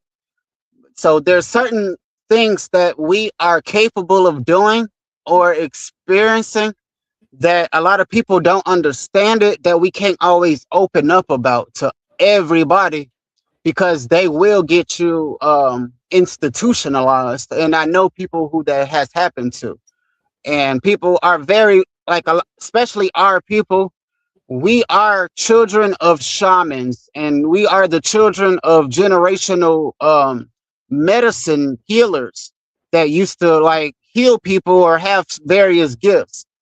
And because they broke us up from our culture, we don't know how to interpret these things properly. So our perception is a lot sicker than just our mind in and of itself, because it starts off with your perception, and then everything else kind of follows suit after they've planted that wrong like that wrong perception on you, so to speak. So now you're in that cycle of going to the doctor to treat things that was naturally spiritual or naturally holistic anyway. So we had to learn that a there's a difference between like addiction and there's a difference between like these spiritual problems and addictions in of itself, because 90% of the things that we go to the hospital for are what we call mental illness, is literal spiritual afflictions that we do not know how to deal with. And if we knew how to just channel energy instead of holding on to it, because depression is a very real issue. And if we don't know how to channel that energy and redirect it into the soil, or go to, just step outside while it's raining, while it's barefoot, because the air becomes polarized and charged. The atmosphere becomes charged during rainstorms. So that's the best time to ground yourself, because it creates a channel between you and the earth. And you can literally dump all of that energy into the soil, and you feel literally reborn, like over, like in a matter of a couple, like a day, or so like that. But there's Indian mounds too. If you go to your local parks and local forest preserves, you'll notice how they turned a lot of these parks. Those were they turned a lot of sacred sites and a lot of like holy sites from the ancestors into forest preserves and parks, because that made it easiest for the government to declare eminent domain and to seize these sacred burial grounds, because it's illegal to confiscate burial grounds if you can prove that like there's actual like remains in that area, unless they declare eminent domain and make it like public property. So they use eminent domain to confiscate a lot of land after a lot of land protection orders started coming about in early 1900s and stuff like that. So a lot of these parks, even though they desecrated them, the energy grid is still there, and all of our cities is built on a natural energy grid. So if we could just go to these parks and you see these mound sites, all you got to do is recondition and construct your brain in your perspective to being able to see the environment for what it is and how we built these cities along the rivers and where the rivers and these creeks meet and create a confluence, because that's the fertile ground. That's what they call Kemet. That's the Kemet ground, or the alluvial soil, basically, that makes the soil much more fertile, because all the river is pushing all the minerals and nutrients into that one spot. And you can literally kind of just let the food and the fish kind of come to you at those confluences. So those are sacred grounds that will always be sacred. Even if they destroyed it, it's still sacred grounds that we can go to get ourselves grounded and reconnect back with the energy grid, basically. And that will help you open up those doors, because we all once you open up that door, that spiritual door, is really no closing it. Just like once you open up the door to addiction and all of that, it's very hard to close those doors, because you don't have an outlet or a channel to redirect that energy back into, other than drugs. Like, that's all you know. And I had to be taught that I could heal my addictions through the sun by producing these very same hormones naturally. And that is the main message that I want to leave on this segment, is that I had to cure myself naturally by sun gazing. And through sun gazing and sunbathing, that allowed me to produce all the dopamine and then some, to where I was even nodding out, because the sun governs our circadian rhythm. So by the time the time gets to about 9 o'clock at night, that's when I can hear my pineal gland in my own brain. It's secreting a lot of excess melatonin and a lot of dopamine. And by the time 11 o'clock p.m. strikes, I can't even stay up at night if I wanted to, because that's when that melatonin starts dripping. And if anybody has an experience with doing like cocaine or anything that you put in your nose, you know the drip sensation that I'm referring to. But Mm. that drip is produced naturally by a substance called amrita, and amrita is just a word for nectar. It's the word for nectar of the gods, basically, like the food of the gods. So your brain is producing that excess amounts of concentrated dopamine and DMT and all of that. So you're literally nodding out without ever taking a drug, because you're so in tune with the environment and so in tune with the sun that your body is, your chakras are now activated. So you're in tune with everything around you. So I had to learn So to, do you, to, do you you, know, do you see, I mean, now you see less people being outside. You see more people being inside, after COVID. And then you have like this whole thing about people being on these phones. No one is really outside anymore. If I go outside, I could I could turn my phone on and go outside right now in this moment, and there will be nobody on my street where there used to be children running and playing. exactly. No one's outside. So what do you think it is happening to our so then we become what, reliant on vitamin D supplements, artificial sources of vitamin D, because now why do you think it is that that people don't want that, or do you think it's like a thing that they don't want us to be outside, or do you think it's a matter of, I don't Well, know, back why is to, there like an epidemic of just not being outside right now? I'm gonna have to close this out with this point real quick, because I Mhm. got to take care of something real quick, but and my phone is getting kind of low on battery. But That's okay. But yeah, it's been two now hours. remember that cities is just another word for site. You have the sites, or the sacred sites, right? That the ancestors built these cities along sacred river, and the rivers are the currents that carry the earthly energies, the earthly energy and nutrition and all of that.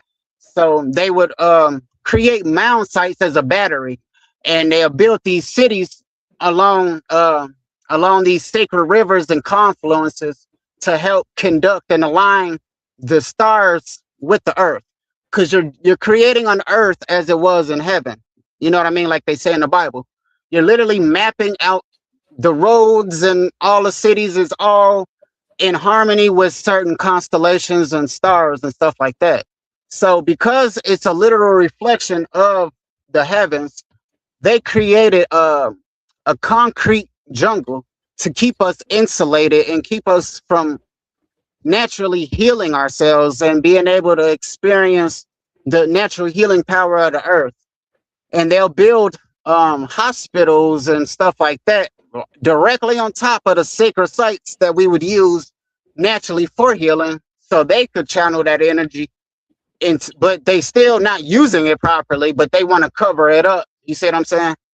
But Mm-hmm. it'll be on those same sacred sites that we would use naturally to channel that earthly and celestial energy into our bodies, because our body needs those negative ions that we would get from just simply standing on the banks of a river, or on the banks of the beach itself. So they trying to keep us indoors, to keep us exposed to harmful radiation that is non-ionizing. You have ionizing radiation, and you have non-ionizing radiation that you get from like machinery or technology and television and stuff like that. Your body can't absorb and assimilate those ions the way it can with the sunlight or with like cosmic radiation, because we can absorb it, and because we are cosmic beings and our melanin is meant to absorb those ions. They flip the script and turn our sacred sites into concrete jungles. So they trying to nowadays kids don't go outside anymore. They want us to be indoors playing video games and stuck on with our tablets, and you see the lack of growth and development in these children, because they're not getting that attention that they're supposed to get. They're not getting that natural nurturing energy that they're supposed to get, because we've replaced nurture with technology. And you and and nature is an aspect of nurture. Like they try to separate nature versus nurture. They separated it, but they're one and the same. They go hand in hand. That Man, this makes has been sense. a very beautiful and powerful show. Man, your breadth of knowledge is amazing. And I appreciate you being so candid about like the things that you went through with your addiction to help other people to be able to talk about this type of stuff. And when you get on the roll, you get on a roll. Like you're able to break things down in a way that I think that's just amazing. So I can't wait till we come back so that we can like really get into the next subject. When you come back, what do you want to bring? What do you want to talk about? You want to talk about the metaphysics of nutrition and vitamins, and the importance of vitamins and nutrition and minerals in our body.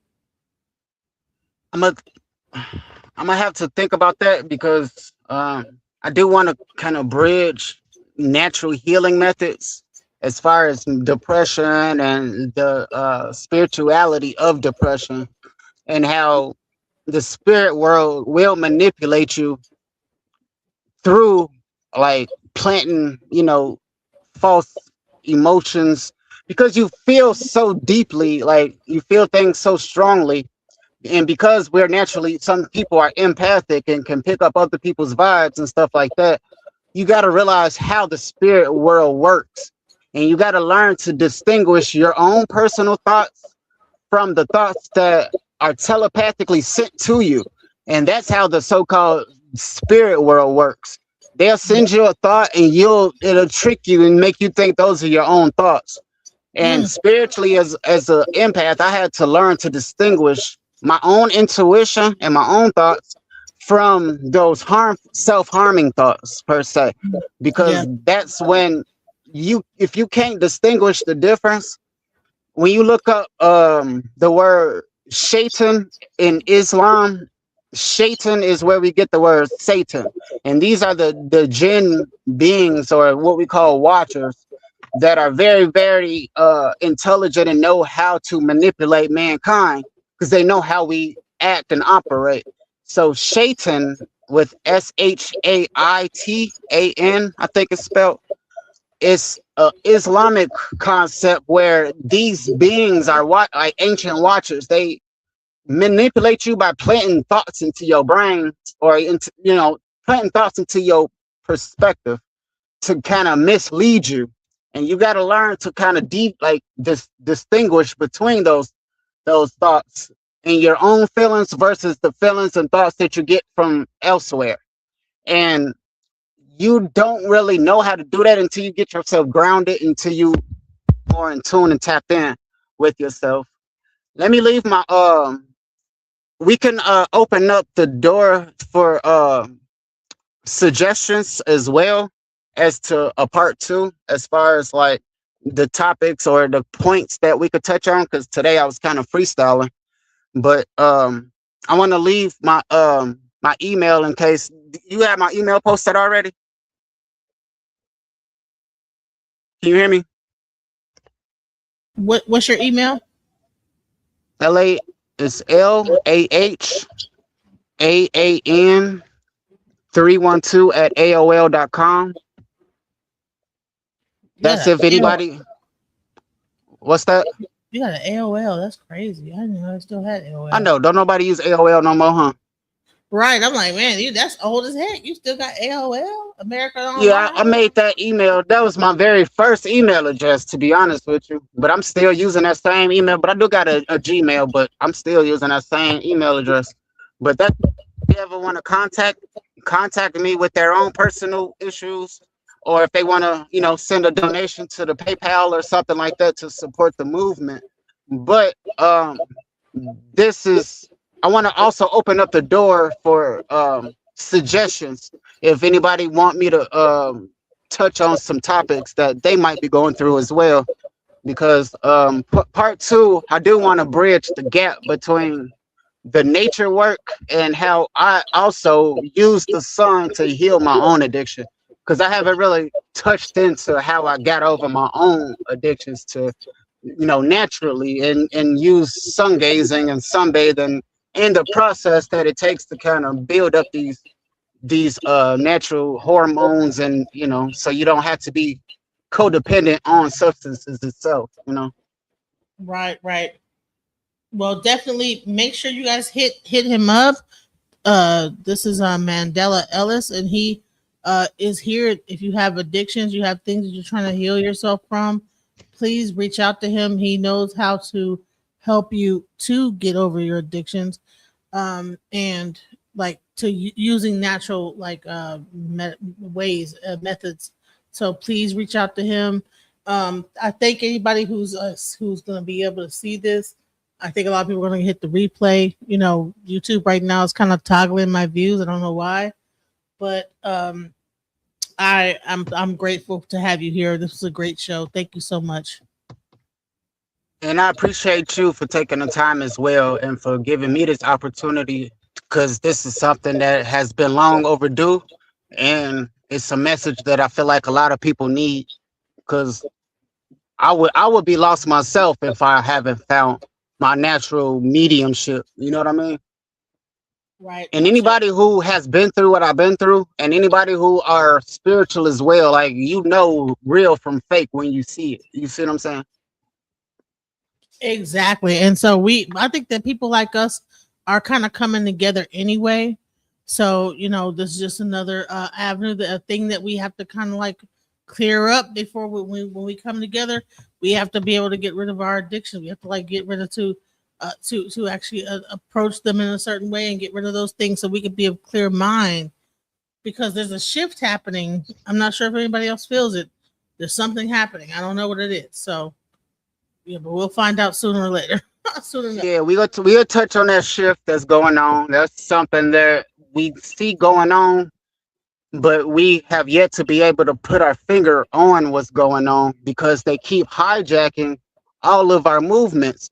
You notice there's a new movement within the black community every decade. Like whether it's the conscious movement, whether it's the woke movement, whether it's the